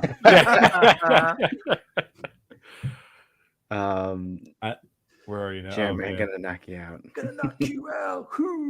Oh, the figure, but they might be Giant Man. That's good. Oh, that's good. That's solid. That's me. It's a great. And I like our fellow boomer 78 points of articulations here with the comment 91 points. Don't know if I can handle that much. That's great. Oh man. And Josh Brown says that needs that eyes technology scaled down eventually into 6-inch figures. Oh my god. Actually, don't think I haven't asked. Yeah, do not think I haven't asked. All right. My number one ask for, he won't mind me saying this, but number one ask for Dwight is like, I want articulated heads. Like I want eyes. And I used to work on Action Man doing the packaging and branding way back. And we had an Action Man. You squeeze his tummy and he would go get lost, Dr. X, and his mouth. I'm like, why can't we do that in Legends? And he's like, oh, come on. I'm like, that's what I want. I want eyes and at 6-inch scale. Have you ever played with Revoltech? They have Revoltech, the brands, like they make the Buzz Woody action figures. Their eyes are articulated, so you can pose them up, down. Yeah, that's what we can do. I want. If I'm being really honest, and I want mouth, eyes, but most importantly, I want. I want to be able to. Yeah. Anyway, that'd be great.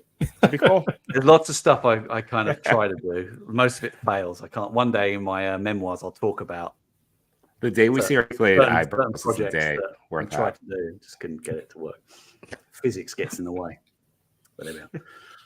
Well, hey, honestly, if you can afford it and you like Giant Man, you should definitely go back at. I mean, we've been talking about this since it started. Like all three of us backed it right away.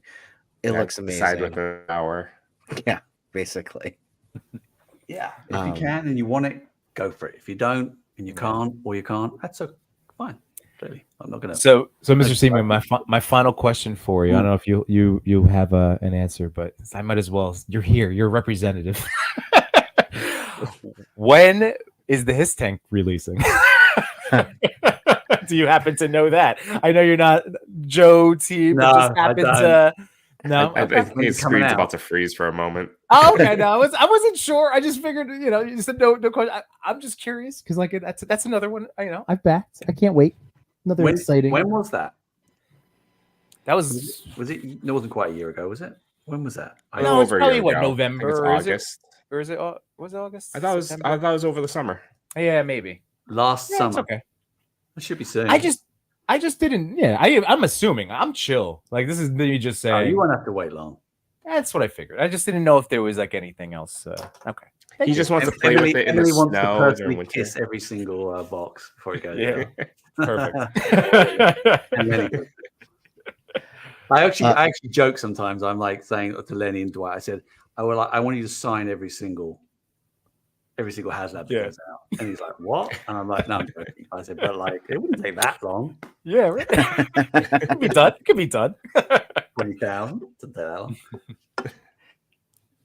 Wade creates Mr. Stevie. What color would your lightsaber be? Oh, green. Ooh, nice. Green. You knew that. When I used, so 83, I was 10, and I remember my dad's restaurant.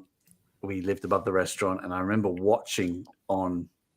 It was we used to have Saturday morning shows in England. It was like called Get Fresh or something like that. It said we got the new trailer for Return of the Jedi, and they had a clip where he's on Jabba's sail barge with his green lightsaber, and I was just like, that color was so like Chris is behind him. I was just like, green, green.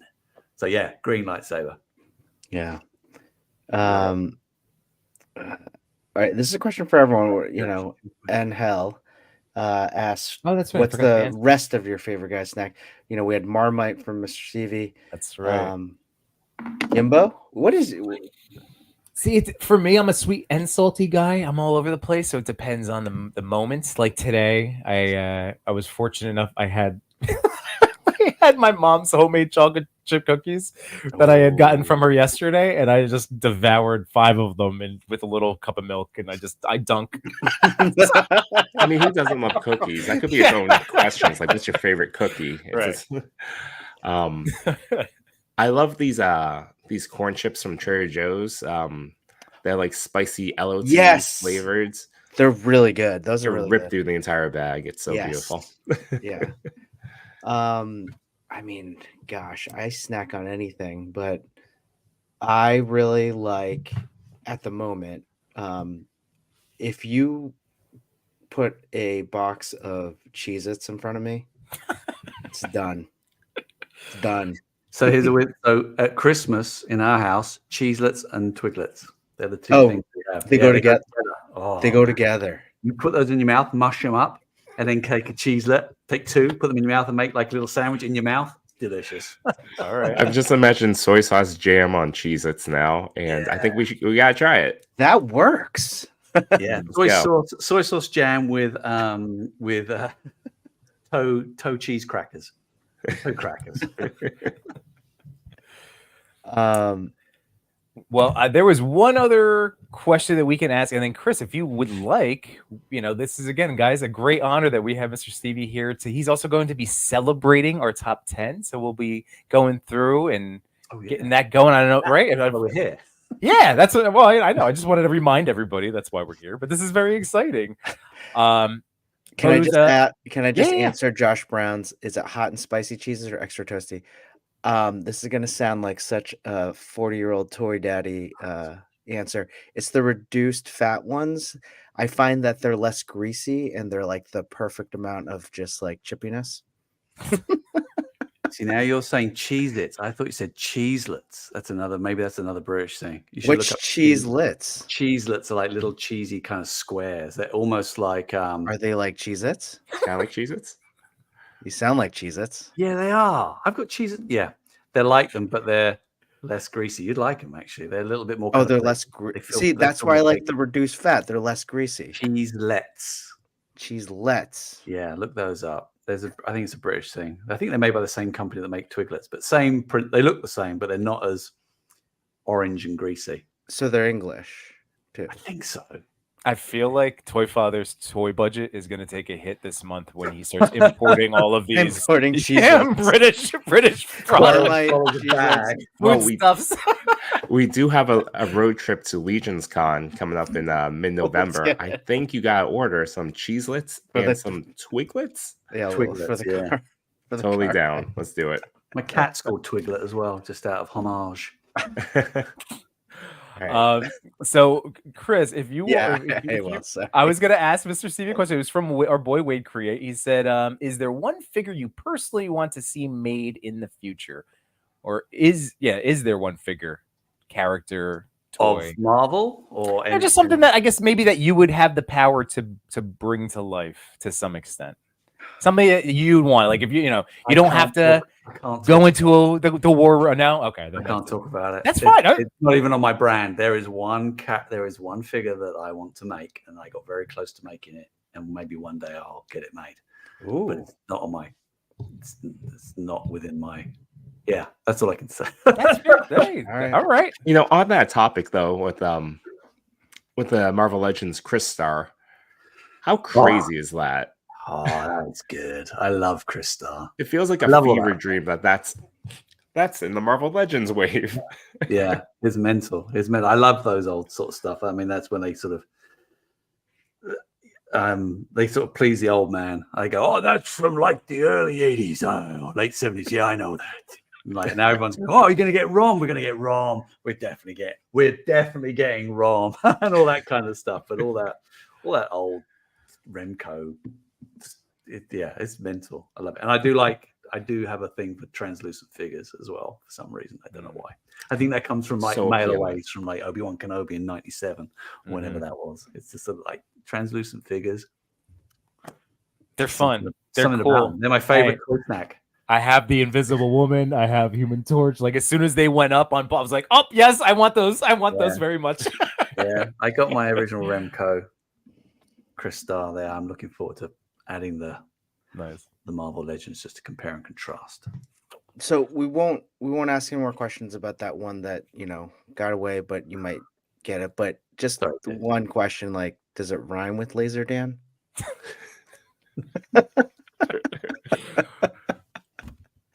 Thanks, Wade Crate. No, it does not. It doesn't even have any of the letters that are in that word. Oh man, that's too What funny. does it? Yeah, it does have one of those letters. All right. Well, hey, you're right, Yimbo. Let's move along. Mr. Stevie, every week we do a TPC top 10. This is the Toy Pick Community Instagram page, and they do just a fan love of toy photography over the week, and we just talk about the top 10 that they get from last week. So week ending whatever.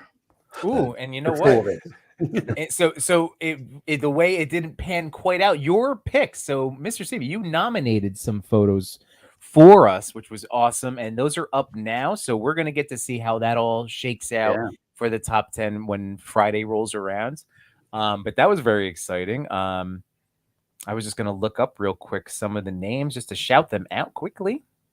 Unless Chris, you want to just get going? No, well, this still segues into like what's making us happy right now, and what's making us happy right now is that Mr. Stevie, you're here right now with us. I know. That's so nice. Totally. But yeah, I mean, this is kind of I don't want to say it's surreal, but it's just pretty amazing that we're all here talking about toys, your love of toys. Actually, I did have one question. You talked about a lot of your Fisher Price toys and the Starbird. Was it called Starbird? Yep. Now, are these your actual toys from growing up, or did you collect them like after the fact? After the fact, regrettably. Okay. So this was. I'll give you a really quick story. Really quick. I'll make it quick. So I had this when I was about 10 years old. No, 8 years old. And I went out with my mum, and it was one of my favorite toys. I went out with my mum and dad, and we were in a shop, and I stole a keyring. It was a football boot, a soccer boot keyring. And my dad found out, and he sent me upstairs. He said, "Get your Starbird." I got it. He slammed it on the ground and stamped on it and made me go and put it in the bin. And he says, "You will never have that again." And then I had to write a letter and send the thing back and apologize and do all the chores and things like that. I remember it vividly. And then 20, 30 years later, I bought this from a guy in Belgium. I got the box and everything. It was pristine. The stickers weren't even on. I put all the decals on myself. It was brand new. And I went round to my dad, who lived down the road. I knocked on the front door, and he opened it, and I just went.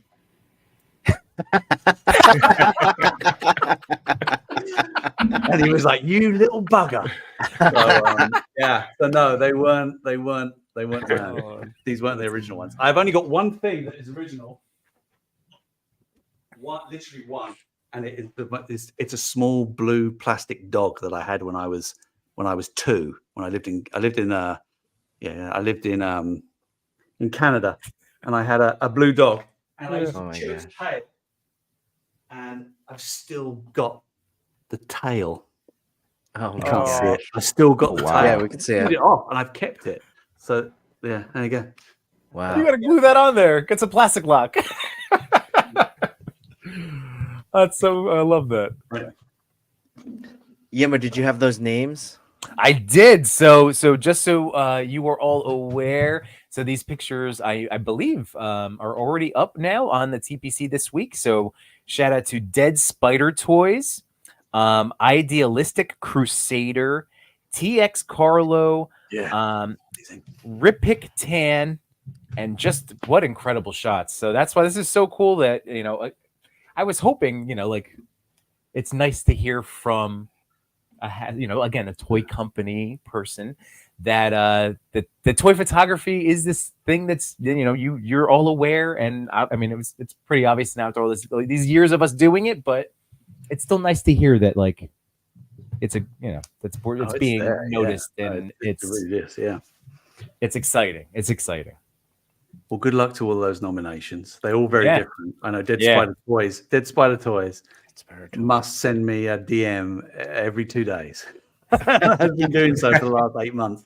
And then there was that one image that the Spider-Man swirling. And I was like, "Oh, okay, you got me."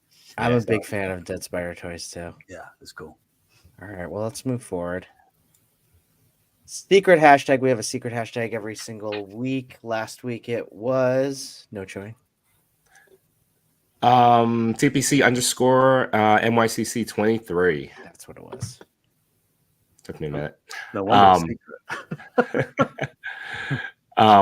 So as people use that hashtag, loose guidance, we always say, like, oh, if you take a shot of a toy at New York Comic Con, that'd be great, but they're just letters. We're gonna look at everything.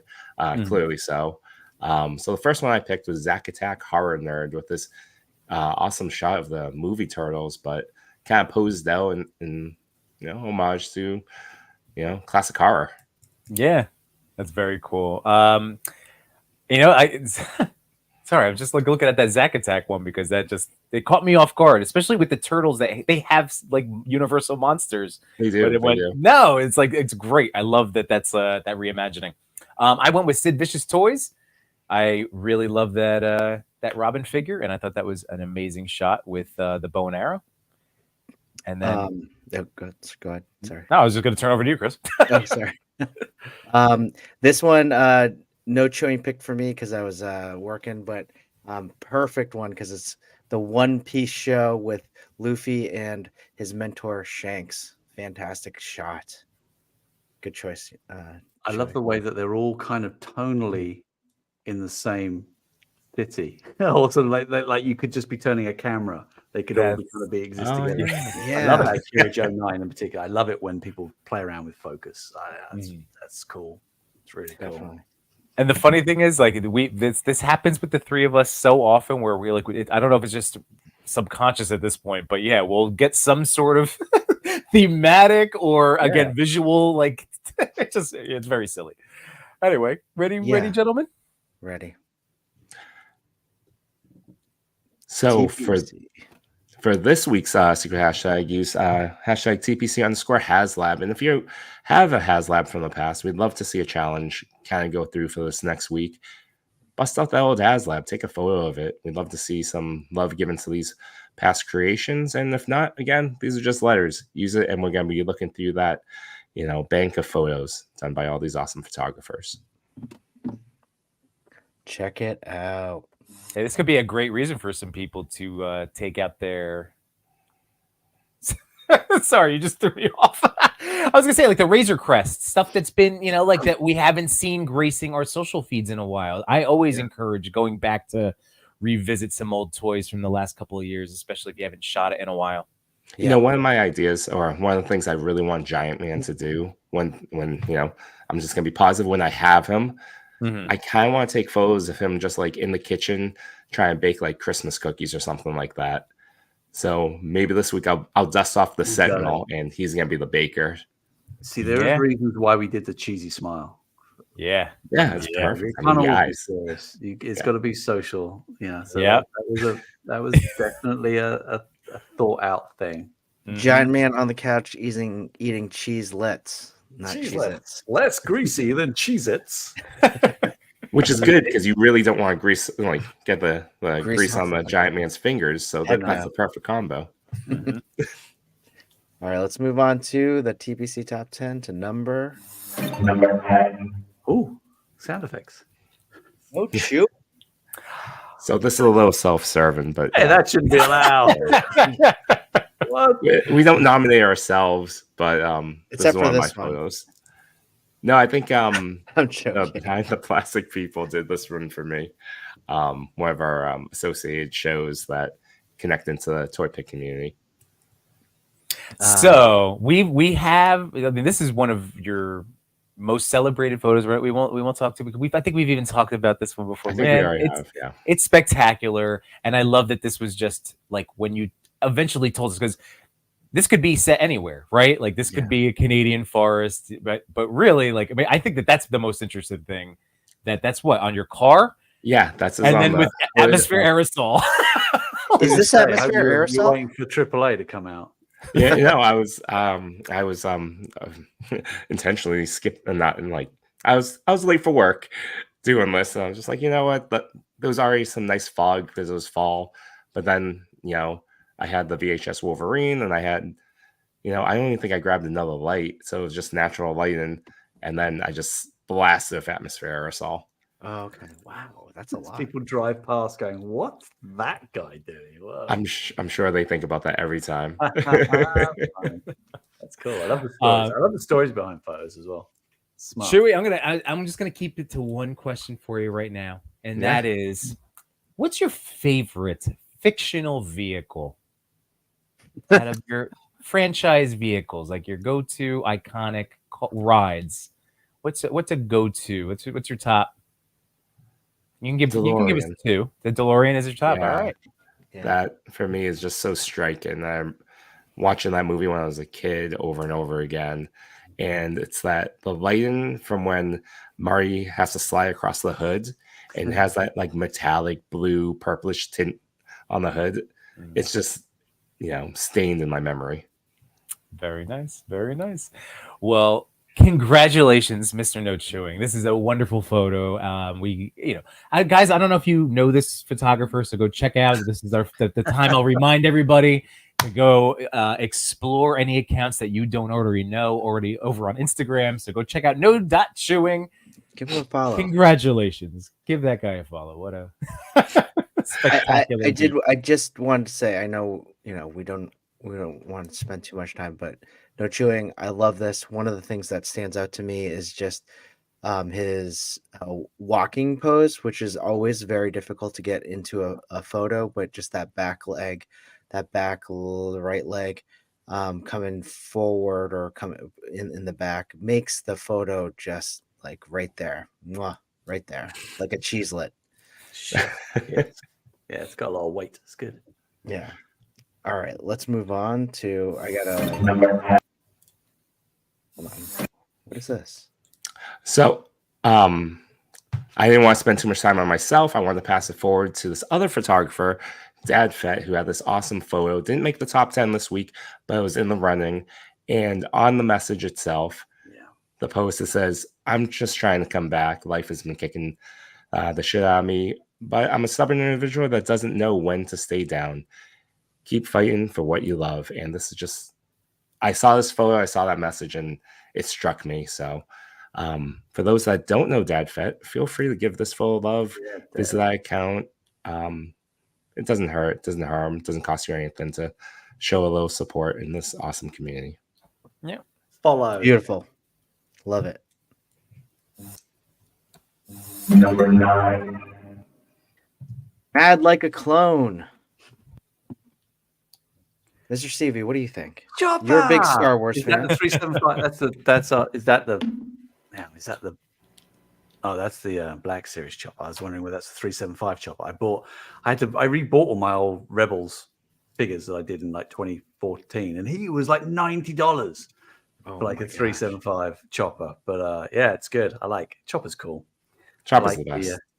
I like it when people put a little bit of blur and put a little bit of like atmosphere in it and kind of make it look realistic. It's cool. I can't decide what the background is. Is that like a cardboard print? That looks like a print. I think, and I might be wrong, it might be the Extreme Sets Transformers like one background. Yeah, they I have like think a it is. Cybertron looking. Yeah. Yeah, that's neat. I like that. Again, just nice, simple, composition, censored, brings you right to it. Like you said with the bocca, it's nice. And this is perfectly Chopper, the war criminal Chopper. Yeah. I like what I'm fascinated by is like I'll go onto their sites and or their accounts and look, and I call it house style. So like, this is Falco. His house style of that sort of slightly bleached. That he bleaches out, like especially his recent ones are really nice. Like he's got ones of clones there where it's like you clearly can't see that, but it's like super bleached out, which I actually like overexposed in a really interesting way. It's cool. Well, it provides more depth to the action. It's like this actually, it looks great. Yeah. Well, I was able to get answers from Mad Like Clone. We do ask questions. We asked 2 questions. One of them is, what's the story behind the picture? Hey, my man. So the story behind the picture is that I just love droids.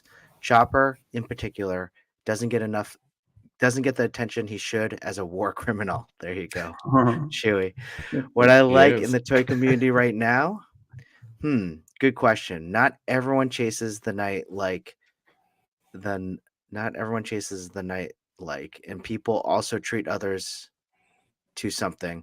The fact that in the end we're all the same and I have never experienced anything related to racism just makes me proud of everyone. Hey, that's awesome. And the TPC has such a positive community and it's such a great thing. And from the chat tonight, all of you have been so positive and it's been such a fantastic night. So thank you. Yeah. Let's move on to Number 8. Autumn Night. All right. Yes. That's cool. So, Mr. Stevie, would you like to kick things off? Like as our guest with our first. As this is coming up, I'm going straight to there.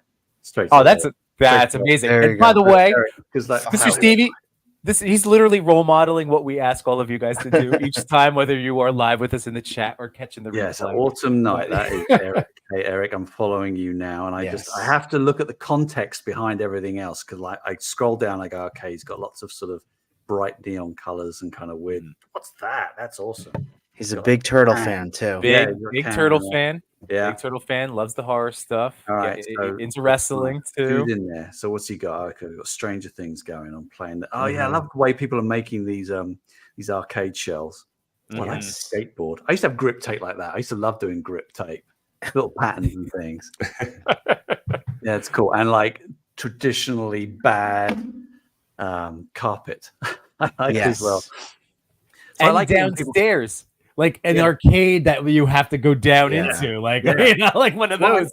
What I like about photographs like this is that it's a snapshot in more ways than one. Like it's obviously a photograph, but it's a snapshot of like, where's Hopper going? What's happening there? What's the score that Dustin's getting? And it's not composed like a poster, like, hey, look at me, I'm a photograph. But there's narrative, and it goes back to that thing we spoke about earlier, Yimbo, where it's like it's cinematic. It's like I want to see the next shot after this, Right. Yeah. and the one before, and so it's different. You know, some people may look at it and go, "Well, that's not, architecturally posed very well," but it doesn't matter. It's a snap. It's got a story.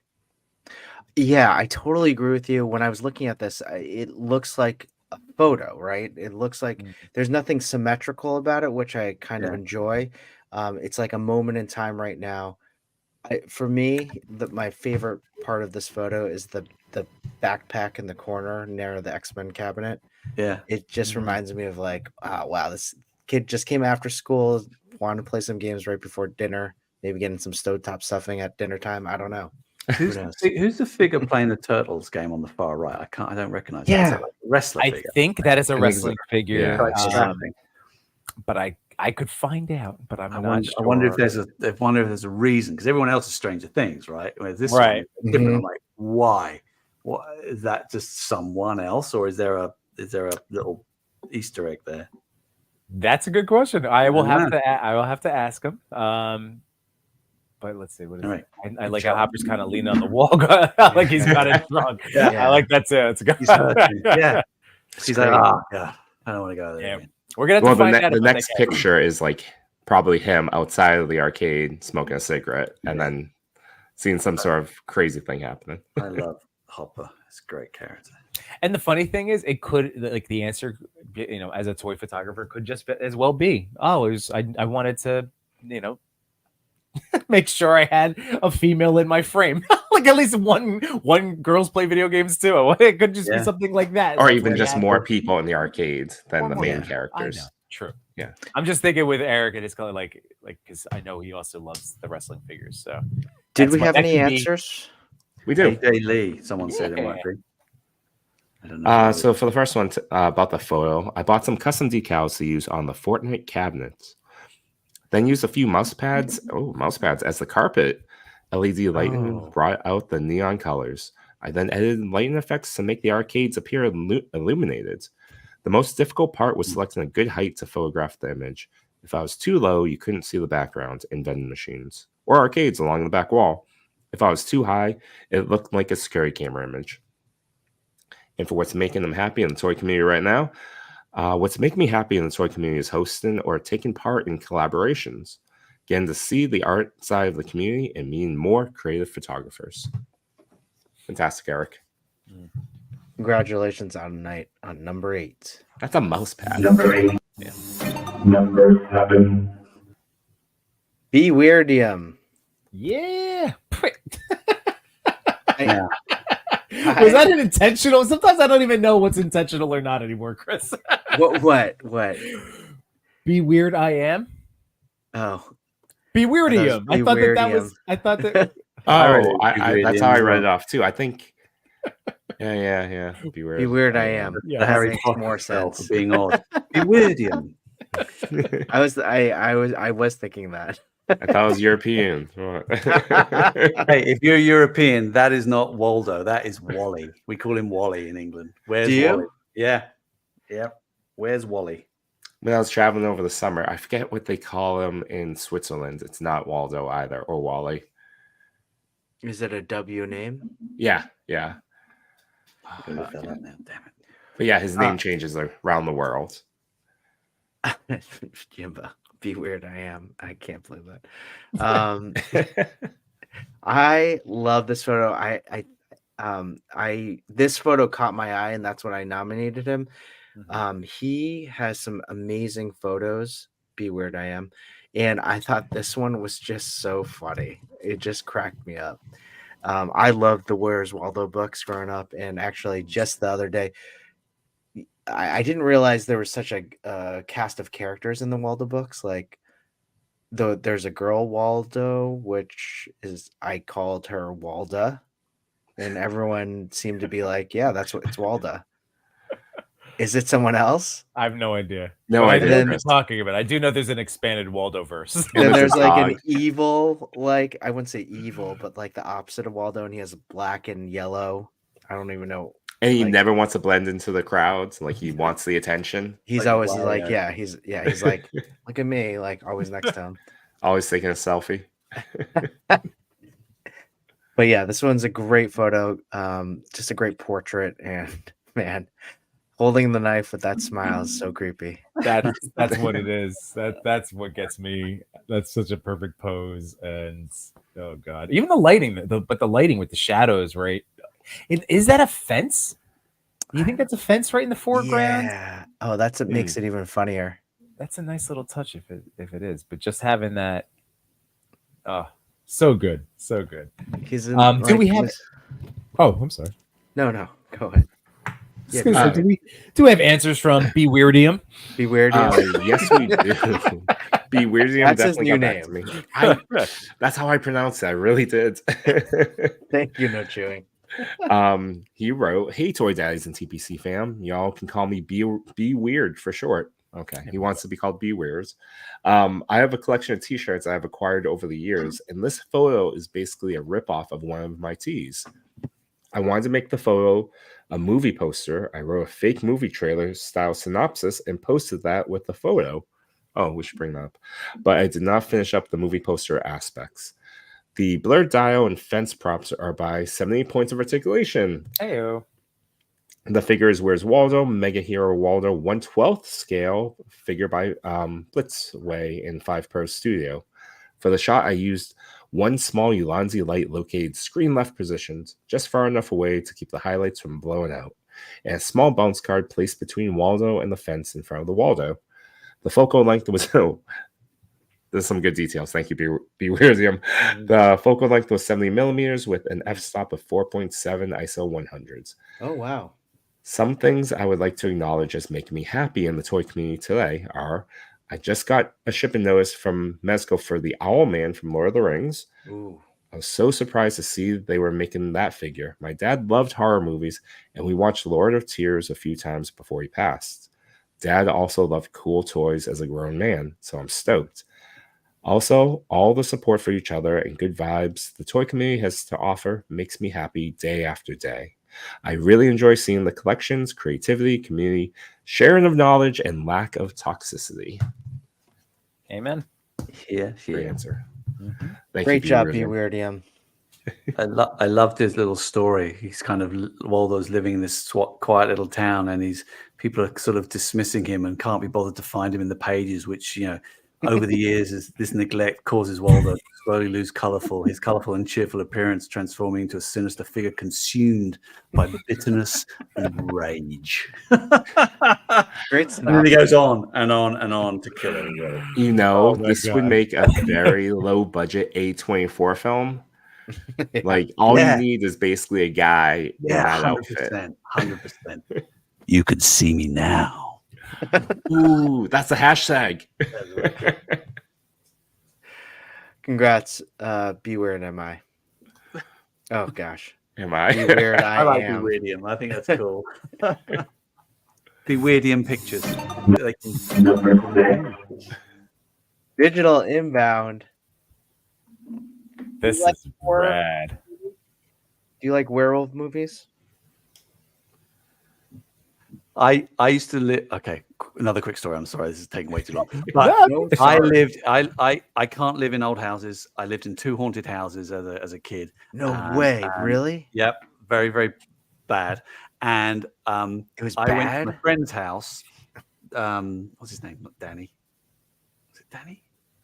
I can't remember. Let's call him Danny. And he lived in a pub across the street, and his house was haunted. And it was number 9. He was an inn. It was a pub with an inn. Bedroom number 9 was haunted. We went and watched American Werewolf in London when we weren't meant to, when I was about 9, and utterly, utterly terrified. Utterly terrible. I can't watch it now. That shot where they're in the underground and it's all white and the guy's running away from the werewolf. Yeah. It's kind of crawling across the screen really slowly from a top-down view. Can't do it. I can't watch that movie. Anyway, so no, I hate werewolves and I don't want this one to win. And I'm glad it didn't. that American Werewolf in London was so scary and just so many. That was like one of my first horror movies too. I don't know if that's for another day, but I have so many questions about your haunted house. Oh, yeah. That's a long story. Oh gosh. All right, can't wait to hear it. Yimbo. Well, I'm almost going to point out to Mr. Stevie that there was one night on a stream that you were visited by a ghost behind you on the behind your shoulder. I'm just kidding. It was your daughter, right? But you got bugged out. And you looked like you had your doll moving behind you. Yeah, yeah, Mr. Stevie. See that door right here? Oh, you had like a little figure. Yeah, my daughter had gotten up and she had been standing there, and then Yimbo's like, "Oh, you got a shadow as there." Chris was talking about being terrified of dolls, it was just the timing couldn't have been written any better. She did make me jump though. I was like, "Oh my god!" Just because we've talked about this before, and we know that your wife likes to scare you with dolls. Has she done any scaring this Halloween season? Yeah, every October she takes my daughter's American Girl doll and hides it in different places. And this October hasn't been any different. And not only that, like my kids will scare me. And the one place that always scares me, I know it's gonna happen, but I still jump every time. They put it on the toilet or somewhere in the bathroom. So I'll turn on the light and it's right there just staring at me, and I'll go, "Oh my god." It makes me so angry because I'm not angry at my family. I'm angry at myself for jumping every single time. But it's intentional. Yeah. She'll put it in front of the door. I'll open it and it's right there. You don't watch Annabelle then, that movie? So I watched The Conjuring the other day, and I was like, okay, so The Conjuring has something like it's a whole universe and it's connected to Annabelle, but Annabelle is about a doll that's haunted. Themselves to us if they know we're talking about it. Okay, all right. I love this. Mr. Stevie, seeing you like this. But back to the picture. Yes, so digital inbound. This is again what jumps out to me right away. Obviously, is the fact that they put us as the audience right in the action. I believe that's that new Rest of Us figure from the Joel figure, AKA Old Jimbo. Yeah, well I should have bought that one because Old Yimbo is Last of Us 2. I should have got that one. Yeah, there's still time, Yimbo. Just go buy it. I know. Still there. But anyway, it's incredible. I mean, like, swap out a clicker for a werewolf, and you have a really, somebody fighting for their life. And I love the framing of it, and all of the little accessories and things sprinkled around. Just really nice shot. I do have, I believe. No, I don't have. Shoot, I sent my questions later today, so no worries. In the future, hit me up, Digital Inbound. We'll get you. But nice job. Nice job. That is one of the best werewolves out there, though. Nice job, Digital Inbound. I don't like it. I want to see it again.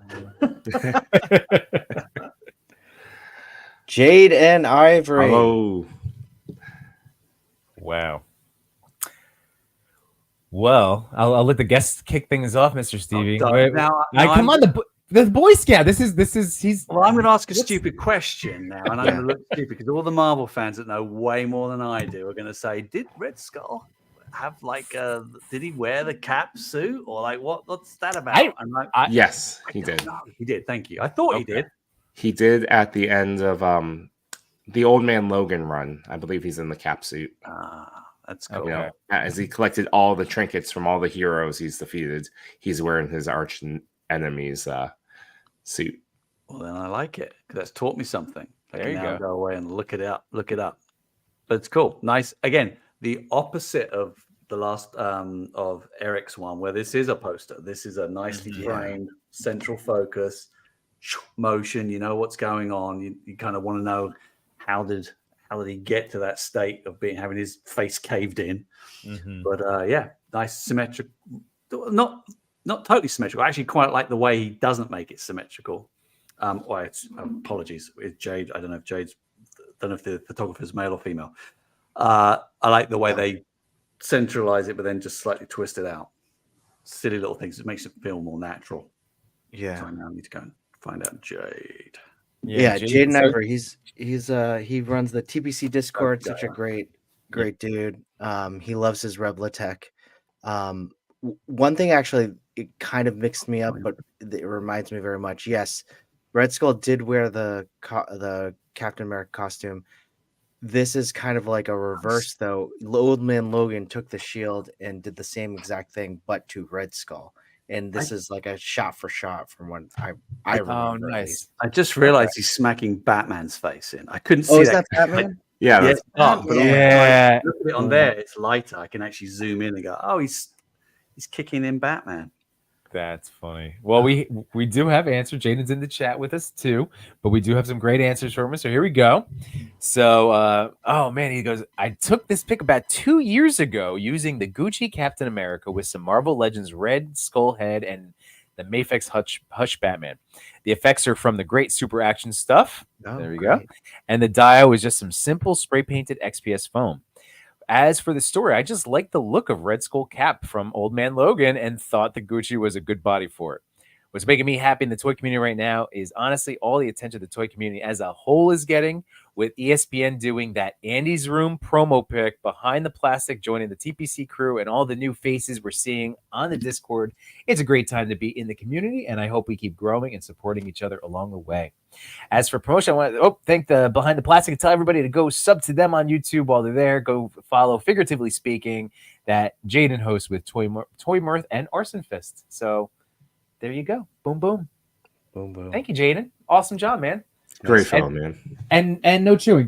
Did you mess with our Gucci Captain America yet? Since you have mine, I've played with mine. I've left yours in the plastic wrap. I think you're playing two caps. No, and if you want me to, I will test both of those caps as they fight each other. Right. Maybe one with Red Skull's head and the other one without. But they're both fantastic figures. I love the articulation. So Okay. well worth the $40 that we paid for those figures. Yeah, that's nice. But congratulations, Jaden Ivory, coming in number 5. Awesome work. Number 4. Clone War 501st. Well, Mr. Mr. Stevie, this is I was about to say. I know we like to when we have a guest on, we do tend to pick it let you get the details first. This is a star. This is right up your alley, I would assume. I'm looking at it right now, close up, because again, I want to know what that's a traditional tank. That's not. Sorry, I'm more interested in looking at this than actually talking to you lot about it. That's okay. All good. I want to know what tank that is. What tank is that? That's a real world tank. Does he say? Or has it got it here? I do have his answers. He might. I'm not sure. Because I always scroll down because they usually have other pictures. He does. I'm sure He tells you what. Okay. He's moved it. I had a look earlier on and I swiped across and saw that it was a certain tank. Anyway, whatever. I like it that they mix the mixed universes. So like I looked at that and I initially thought, oh, he's got the Imperial tank that we did for Rogue One. And it's like, oh, no, it's not. That's not that. Okay, that's cool. What's that about? So I like the grassing. I want to know whether that's real grass or fake grass because the scaling is really good on it. It looks so realistic. good. Mm-hmm. How did you do that? Where are you? Why haven't you got more information? I think it's very seasonal too. It reminds me of farms and the little corn mazes. Hey, my mother-in-law's house, she has this nice straw, like reeds type plants that I've also used for photography before. Oh, very nice. So that's what it kind of looks like to me. This is an HM Armed Forces tank from around 2008. The scale's a little off for the Black Series figs. Oh, I didn't even know they're Black Series. I thought they were like vintage. Oh, that's why the grass scaling looks good. I was like, grass scaling's amazing for vintage, but it's Black Series. Okay. So he's got the. Oh, so that's so funny. So I was doing my analysis of like a 6-inch line. You guys were thinking vintage Santas. I don't know The why. rat I think, scaling. I was That's thinking funny. Black Stairs. Okay. I think because I looked at it, went, oh, it's the Imperial tank. No, Sure. it's not. Oh, it's 3 3/4. Oh no, he's put another thing in. Oh, where did he found that? But it's 6-inch. So yeah, it's cool. Got it. Yeah, really nice. I'm going to throw out, like again, triangle composition from a photography standpoint. Whether it's intentional or not, does a really great job of being able to pull in focus, especially when you have multiple subjects like this. So you have the little triangle between the different, stormtrooper heads. What trooper would they? I don't want to get in trouble. Shore troopers. Shore troopers. Thank you. Oh. Well, he did get me some answers. He wrote, "Hi, Chris. I'm John. Thanks so much to everyone involved in the Toy Pick community for all the work and effort that all you guys put in. What's the story behind the picture? In my photo, I was trying to capture a wartime photography feel with no action, just a tank traveling along the jungle type area. I used Black Series figures, and the tank is from 2008 from the HM Armed Forces range. They had some great vehicles, which my son loved. Also in the shot is a Pirates of Caribbean old building. Yeah. Okay. Sounds And Yeah. and the grasses are just cheap pot plants. Wow. I would like to Oh, give No Chewing credit for the shot, as he was trying multiple figures in an Avenger shot he did, and I thought I tried to add a couple more figures to mine, as I usually only have 1 or 2 in mine, and the vehicle. So thanks, Chewy. There you go. Nice. Cool. I like the way he put the ruins in there in the back on the right, but without drawing attention to it, and the fact that again it's not centered, that he's coming into the frame. I'm also interested whether he's color corrected the tank, because the photograph of the tank in its raw state is quite a weird yellowy green. So I wonder if he's color corrected that to kind of Oh, really? fall in and match. Which is cool. Interesting. Yeah, it's neat. I like this one. What's making you happy in the toy community right now? What's making me happy in toy photography is trying to make figures look as real as possible. I love when I show my wife or kids a photo and say, "Wow, did you take that?" I know it is a good photo then. Thank you. That's great. Yeah. Nice job, John. So good. Coming in number 4. Congratulations. great show. Number 3. Eddie and his toys. Oh, well, we've had, I think Eddie's work has graced us before, because Definitely. if you aren't following Eddie and his toys, he does a tremendous job with his work. And again, And just it's an another amazing collection. Yeah, and an awesome toy daddy, and he builds so many of his dios with his kids, and it's just so nice. I love getting to talk to Eddie whenever I get my chance. And this picture is fantastic. Now I don't know the figure. I don't either. I think this Is is a 5K one. Okay, Like so I was gonna say like maybe like a Limb Toys or something along those Something like that. lines, but yeah, just from a framing standpoint, like I love that the trees, we have the little Dutch tilt, got the 2 trees in there, but again, it's not a symmetrical. It just happens to frame the subject, Mhm. So it caught my eye right off the bat. It's all about the lighting on this one for me. Like right at dawn or sunset, like fantastic. That sky is cool. He's got some other shots where he kind of pans back and shows how he sets it up. I want to know what he's using for the backdrop. It's huge. Mm-hmm. I was like, oh, it's a TV or is it a print? But like, it's some of his other shots. I don't know what it is. So cool. Really nice. It's like golden hour. My girls are always taking selfies. It's golden hour. It's golden hour. And it's like 6 o'clock. Quick, take photographs. This Eddie's got it spot on. Eduardo has got it spot on. Is that what the kids say nowadays? Like it's golden hour? Golden hour. Yeah, it's that sort of. Yeah, it's when the light is just right, so everything kind of smooths out and looks lovely, and everyone can look great on social media. It's the last hour before full on sunset. Yeah. And it's also the first hour of the day as well. Yeah. Okay. Eddie likes his oranges, and like I often kind of like blur my eyes and just scroll down just to almost get like a color palette. Mm-hmm. And you can see how it changes. Like if you scroll right down, you can see how people evolve and change their photography, even just by the color palette they use. Yeah. That's cool. Well, he did write back and he said, "What is the story behind the photo?" The story behind the photo was a Ronin preparing for an AM ambush Okay. during the first golden hour of the day. Hmm. I wanted to try to simulate that golden hour of photography. Wow, so topical. Just when the sun turns bright orange during the sunset, the grass was a fur rug I cut up. The nice. trees, yeah. The trees Oh, were made out yeah. of old Yeah. paper towel tubes. Wow, they Oh, look that so trick. real. So cool. They look so real. They have so much texture to it. Yeah, so the trick is paper towels, and then you use hot glue up and down the paper towel, and then you paint Wow. it brown. Oh, cool.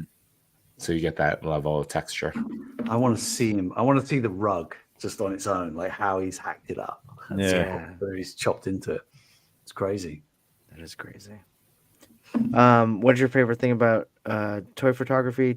My favorite thing about toy photography is the creative ways you can express yourself, the great interaction with other photographers. I truly appreciate and value every opportunity to talk to them. Posting daily is tough, but it's worth it when people enjoy the photos. I hope to do this for a very long time. Thanks for the opportunity. Keep up the great work, guys. No, you keep up the great work, Eddie and his toys. Yes. Beautiful. I'm gonna honor Eddie and go to the golden hour in my light up. There you go. Ooh. Nice. Exactly the same. It's almost the same. It's awesome. It was a great piece, Eddie. Nice job. Number 2. And there are two that are better. Oh, look at that. Jeez Louise. Count Angel Eyes. Mm-hmm. Wow. Yeah, because of this photo, I was introduced to this photographer. A ton of photos like this using the go between light and mixed with the atmosphere. It's just stellar work. I love that window. I love the craft behind it. I'm looking at how he's again assume male. How they've made the attention to detail on the boards, how they've roughened them up and made them all crappy, even though they're overexposed, lit from behind. You can't really see them, but just the attention to detail is excellent. Mm-hmm. Yeah, that's cool. I love that little rat that's just like staring at him. Oh, and this is Angel. Oh, that's awesome. The person in the chat. Oh, really? Yeah. Oh, awesome. You nailed that posing, by the way. Like that is just the perfect sun, like the sun. Like in toy form again, like the perfectly the most naturally posed version of freaking out that the sun is He's hitting. shrieking back. He's like, golden hour. It's so great. Golden hour. Damn it. But yeah, this lighting is just it's crazy. It's crazy good. It's literally, whenever I think I get one side of lighting down, I see a picture like this. I'm like, I gotta go back to formula. I gotta figure this all out again. Back to formula. Dramatic imbo. Back to formula. The grain on it's good as well. Like whether he's done that with an ISO or whether he's put it in afterwards, I can't tell. But it's cool. Yeah, you're definitely right on that. It brings out all the lighting and the atmosphere. Yeah. My name is Angel, and I was born and raised in SoCal. I've been doing toy photography for 3 years or so. What's the story behind the picture? The story behind the shot is very simple dio, all handmade by me using foam and popsicle sticks for the boards on the window. Wow. Great job. And the shot surprisingly only took 10 minutes to set up and complete, which is funny because most of my shots take around 5 to 10 minutes to set up and shoot. I use atmosphere aerosol, no chewing 15, all caps at checkout. I used atmosphere aerosol to capture the light hitting Nosferatu. The original post shows the making of the dio and behind the scenes as well. Nice. Very cool. What's making me happy in the toy community right now is the amount of creativity that goes into photos. I've noticed recently I've been admiring more photographers that take a creative approach to photography rather than being all spectacle. Angel, thank you so much. I hope. Oh, yeah, you're still here. Awesome. So great. I feel like Nosferatu when I see that sun. Really amazing job. Fantastic job. Such a killer shot. Such a killer shot. Yeah. Wow. I love the little rat standing up. I think that's from the NECA pack, isn't it? But or it could be from the Nosferatu pack. Well, congratulations. Here we go to number 1. Number 1. 1. Shaliza. Shalaza. Is it? Yes. Shalazarna. Shaliza. Right? I remember I got this the right the You first were time. always right, and I'm Yeah, you're always always wrong. right And about I it. want You to guys say always- Shaliza, and That's so I'm like, I'm Shaliza. wrong every time. Shalaza. Shalaza. Shaliza. Shalaza is her first name, and Yes. then Ernas. Got it.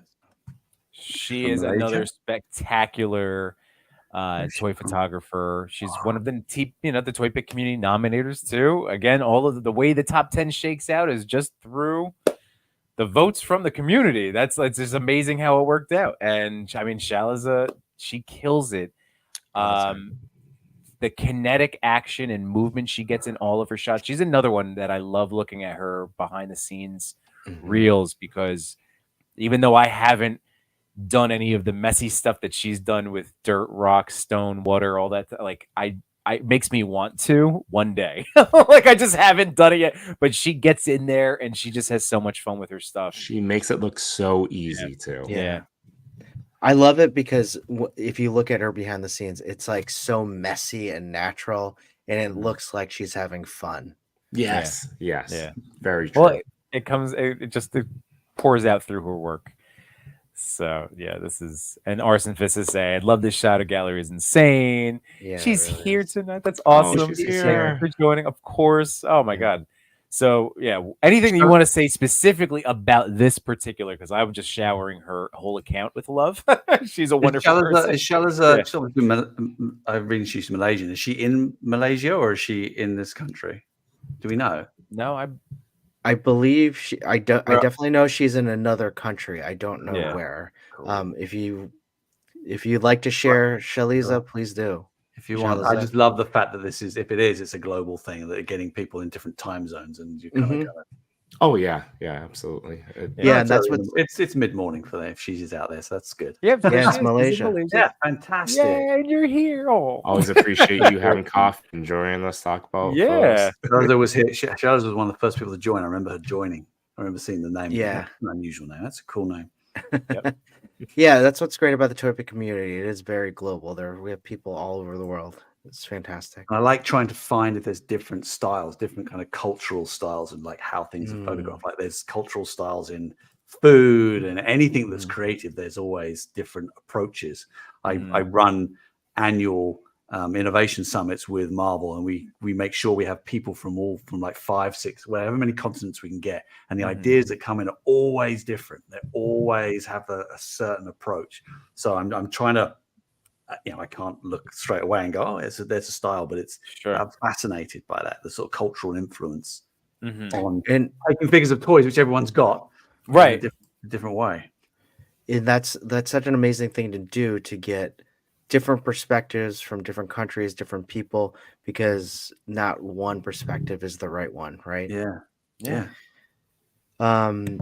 What's disturbing on the picture in this photo, I want to show how Naruto often utilizes his signature technique called the Rasengan in his battles against villains. I apologize if I butchered that.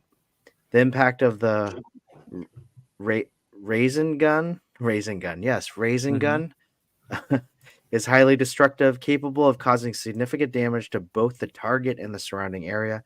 It is known for its ability to penetrate defenses and deliver a powerful blow. I took this photo during my lunch hour break, and I found a quiet spot in the back of my restaurant. Wow, do you have a restaurant? The scene is already abundant with natural props like rocks, sand, and soil, and adds a natural and textured element for the photo shot. I decided to use this natural props in this photo to add an authentic feel to the images. I'm using one reflector to enhance the lighting on Naruto. Oh, amazing. And to add an extra touch, I used an air duster to create the magical flurry of debris in the air. Nice. Man, such a great photographer, and the addition of practical effects is so good. I love the fact that it's very even, the blast. It's not like sometimes you get, if you shoot out of an air thing, you get a very specific kind of triangle where it hits and flies up. It's almost like she's placed it. It's like placed over the top. It's really great in the way that the legs go out focus. It just looks, it's really clean in a dirty way. That makes sense. That does. I know. I'm picking up what you're putting down.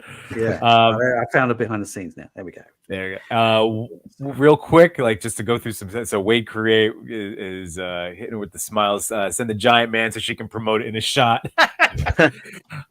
Josh Brown hit her with the fire and the follow. That's awesome. Steve Morrow, culture and upbringing influences of vision and perspective. Absolutely. Well said. Yeah. Red Dog 5, thanks for joining us this evening. Most definitely, there's so many different styles around the world. I've noticed that over the years. So it's just wonderful. Again, there's no one right way or wrong way of doing this stuff. And the fact that she took it in a lunch break from working in a restaurant or her owning a restaurant, whichever. I come from a family of restaurateurs. You don't have much time. So to be able to go, oh God, I can take a break before the next lot of customers come in. Oh, what should I do? Oh, you know what? I'll just go and create something. Grabs an air can and does it. That's testimony to her passion. So Yeah. if I was wearing a hat, I'd take it off. So nice one. Yeah. Last question. What are your favorite thing about toy photography? As for me, toy photography is a creative outlet that allows photographers to combine their love of toys with their passion for photography. It offers an opportunity to tell stories, create visual stunning images, and tap into one's imagination. Additionally, toy photography can be a way to express nostalgia or evoke emotions. Many people have fond memories associated with certain toys from their childhood, and capturing them in the photos can bring back those feelings of joy and nostalgia. It can be a way to explore themes such as innocence, adventure, or even social commentary by using toys as symbolic representations. Yep. Well, we definitely feel it through your photography, Shaliza. Fantastic job. Yay. Congratulations, Dan. Dan. That's it for our top 10. Fantastic job, everyone. You did a great job. And thank you, Mr. Stevie, for helping us talk about those. What an amazing, there we go. What an amazing evening. Seriously, Mr. Stevie, thank you so much for giving a part of your life to hang out with us, talking about toys and toy photography. This has been a blast, my friend. God, we had to do this again. I mean, I know you're in high demand, but I look forward to our next time already. This one hasn't even ended. I know. I totally agree with you. No, it's cool. In all seriousness, I love what you guys are doing, and I think showcasing the talent that's out there, no matter the level, no matter the profession, no matter the location, the gender, whatever, is really important. So you guys do this every week, right? This is episode 46, if I'm not mistaken. So you've been doing it a while. So thank you for keeping the heart beating in the toy photography community. So I know it's late. We are now at our witching hour. It's all of us. I know this is the Toy Daddy witching hour. This is where, in all seriousness, it's people like you that keep this community buzzing. So don't stop. Thank you. Well, Thank you. Appreciate that. Well, just like every show, we have our feature giveaway. Chewy, you do such a wonderful job explaining what this is. Yeah, so if you would like to answer the list, it's a Fast Pass feature giveaway. Whoever wins can, choose a photo from their past or a new photo that they want to shoot, and it will be featured on Toy Pick Community, entered in this weekly thing that we do, maybe ends up on the show, or what we've seen in the past, people pass that forward. So to give that feature to a photographer that you think needs to, deserves a little bit of spotlight itself. All good, all welcomed. People that are on Yimbo stream may need to jump over here to. So I push the button. Good point. Yes, we are doing the simulcast. So, and I put that in my description this time. Just a little reminders. Again, you just want to chill back, and you've been listening to us for the last couple hours. Stay there. It's all good. But if you want to make sure, if you want to be in the Toy Pick community main chat, if you want a chance for this feature. And wherever you are, please click like, subscribe, click that notification bell so you never miss any content like this. As we wait for people to type in hashtag #ToyFanTalent, we should explain what that means. Mr. Stevie curates an Instagram page through this hashtag, and it's really great, showcasing a lot of different talented artists within the Instagram community. So a little shout there. Yeah, Stevie, what would you give? You can also enhance the promotion of this. Well, it's funny because I don't know how this thing works. This draw. When this came up, it said "Toy Fan Talent." I went, "Oh, it's my hashtag," and it said 0 entries. And I was like, "Oh, that's crap." What are they like running my face with it? But no, this is my attempt at doing what you do, and you put way more time and effort into yours. But Toy Fan Talent is just a way of showcasing all toy art. Not just toy photography, toy graphic design, toy logos, toy customs, anything within the toy arts that I personally feel is of a high standard, or perhaps more importantly, trying to bend the norm or change the norm or try something new or try something different. I also enjoy progress when people try, and I don't just look at one photo. I look at their whole account like I've been showing you, and I scroll down and I go, they've really tried some different things, right? They need a shout out. So it's important to spread the love. That's awesome. That's great. So true. Just to let Red Dog 5 and Josh Brown know, just make sure you switch over to the TPC YouTube channel and then type in the hashtag ToyFan. Yeah, and we'll give you that time too, everybody. Don't you worry. If you've been hanging out, thank you so much for however you've been enjoying the show tonight. Whether again the simulcast is just to help continue to increase our circle of the toy community. So just make sure you're in the Toy Pick community right now over here for the chat. We'll wait, and while we're there, we did have an important question from 88 Figs. Yeah, did I miss any development on Laser Man? Mr. Stevie's not going to come back if he keeps hearing Unfortunately, the strike that's going on has put to bed any hope of a Laser Man movie. Very sorry. They can't come to an agreement. That's just the way it is. But I believe the writer's strike has been settled. So that's why I have today. Mr. Stevie, why don't I just share with you like a little tidbit of chapter the Laser Man Heart of Friendship. That's the first chapter that we're calling it, the Heart of Friendship. Let's see, where should we start? This is just right in the middle of it. Or no, let's go right in the beginning. We see a picturesque farm surrounded by green fields, a large farmhouse, and a young boy with his pail. Meet Larry Laserman, the son of a wealthy dairy corporation CEO. Larry, a teenage boy with a cow milking pail, looks determined. Larry walks through the farm as he does every day. The sun is shining and he looks to start his day to milk his cow. Larry's father, Victor Laserman, off screen yelling, "Larry, you got to learn the ropes of the business. You can't just milk cows all day." Larry's father, a stern businessman, can be heard from the farmhouse. Larry ignores his father, and as he walks through the farm, he passes the grain silo to say hello to Bob. "Hey, Larry." "Hey, Bob, how's the grain?" "Bob?" Bob says, "Larry, just grain." Larry and Bob laugh as if they had the same exchange each and every day since being on the farm. This is great, isn't it?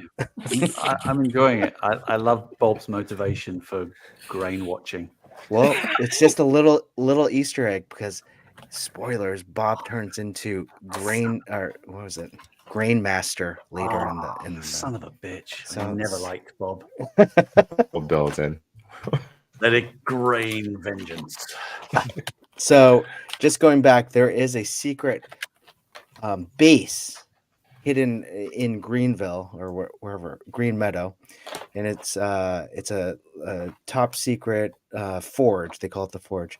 Hidden deep within the sprawling landscape of Green Meadow, nestled amongst rolling hills and concealed by lush forests, lay a clandestine government facility known only as the Forge. The Forge was a place where the boundaries of technology, advancement, and secrecy blurred. A place where engineers and scientists toiled in silence, crafting weapons of unparalleled power and defense.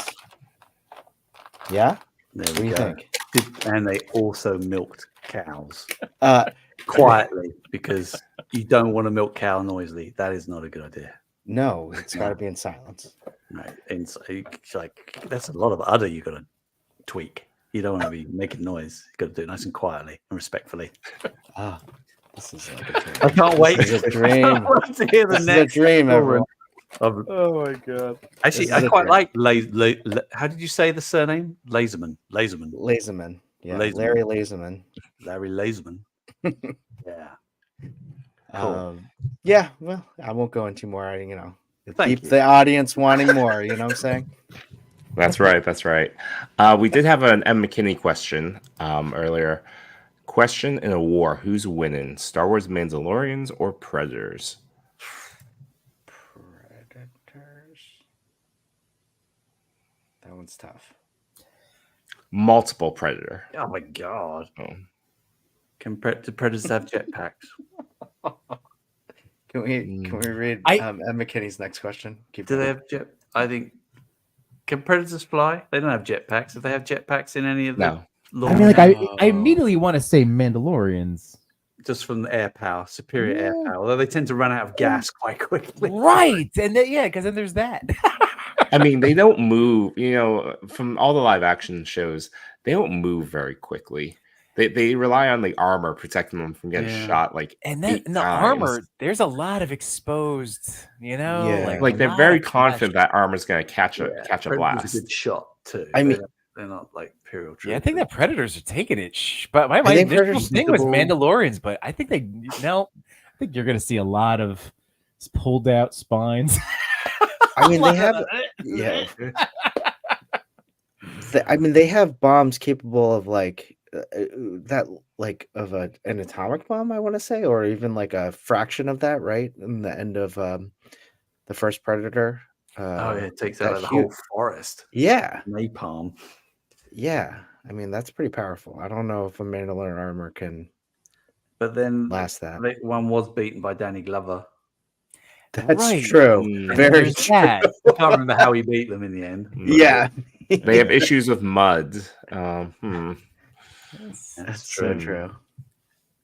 Everybody needs a kryptonite. Everybody needs a weakness. Right? Keeps them interesting. Yeah. That's hard. I don't know. It's not clean cut, that question. We do have a second question. Mr. Stevie, can you confirm go away. the official Laserman movie? Laserman confirmed is in. I have never seen MCU with periods. There's no Iron I think Man. that's the first time I've ever seen it written like that. Should have a period after the U then in that case. Phase 10. I'll give Kev a ring right now. I can't do that. Yeah, I'll give him a ring. Oh, that was close. Yeah, I'll give him a call. Say, hey, Kev, I got something for you. Oh, man, you won't believe it. And he goes, is it that milk bloody hero thing again? I went, oh, Chris has already told you. You've already heard this pitch. By the way, looking at the chat real quick, on hell.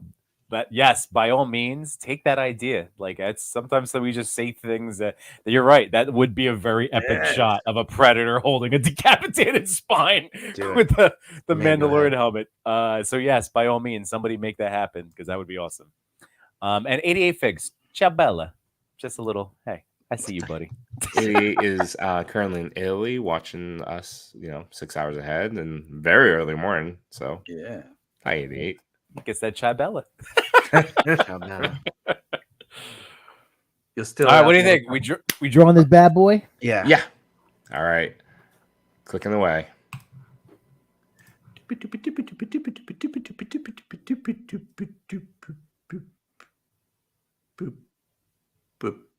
Steve Morrow. Steve Morrow. Oh, you don't sound very, very happy for him, poor guy.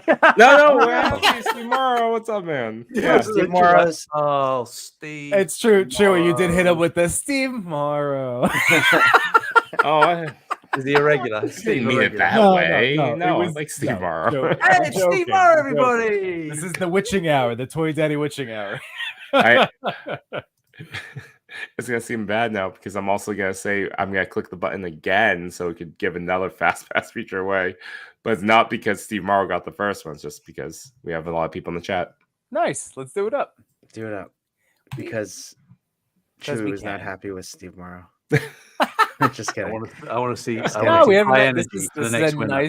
a nice amount of Poppin' I'm gonna There give we it the same go. energy. Poppin' Mulan. Oh, pop in Mulan. That was good consistency. No, Papa Milan, that's awesome. Yeah. Excellent. Fantastic. That's a Both cool of you name. reach out to me. We'll work together, and whatever photo you want to select or even pass forward, however you want to do it, reach out to me. I'll push those photos ahead. So thank you both. Yeah. Mulan. Once again, Mr. Stevie, thanks so much. for Not joining once us. again. Don't tell me another bloody Laser Man story. Oh. I've had 6 tonight. Oh man, Oh, you see, you're saying goodbye. This is great. this is great.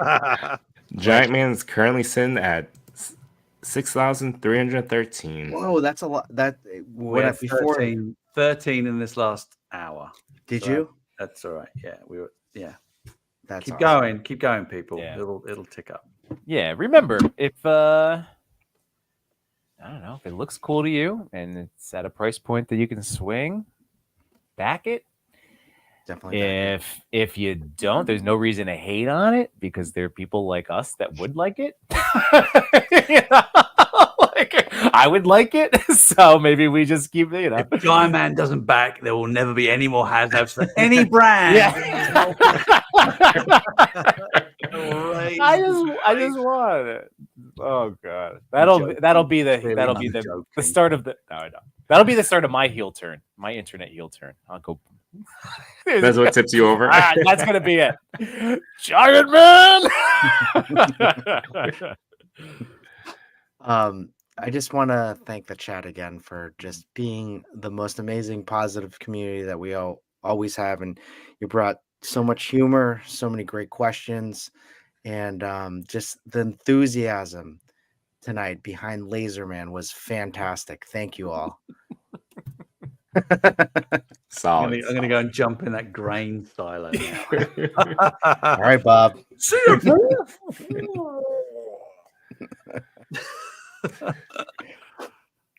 And just one thing before I came on, I was like beat. I was like really tired, and it was a long day. It's been a long week, but man, during this whole thing, this whole chat, this whole stream, I just felt great. So thank you, Yimbo. Thank you, No Chewing. Thank you, Mr. Vian. Thank you, everyone in the chat.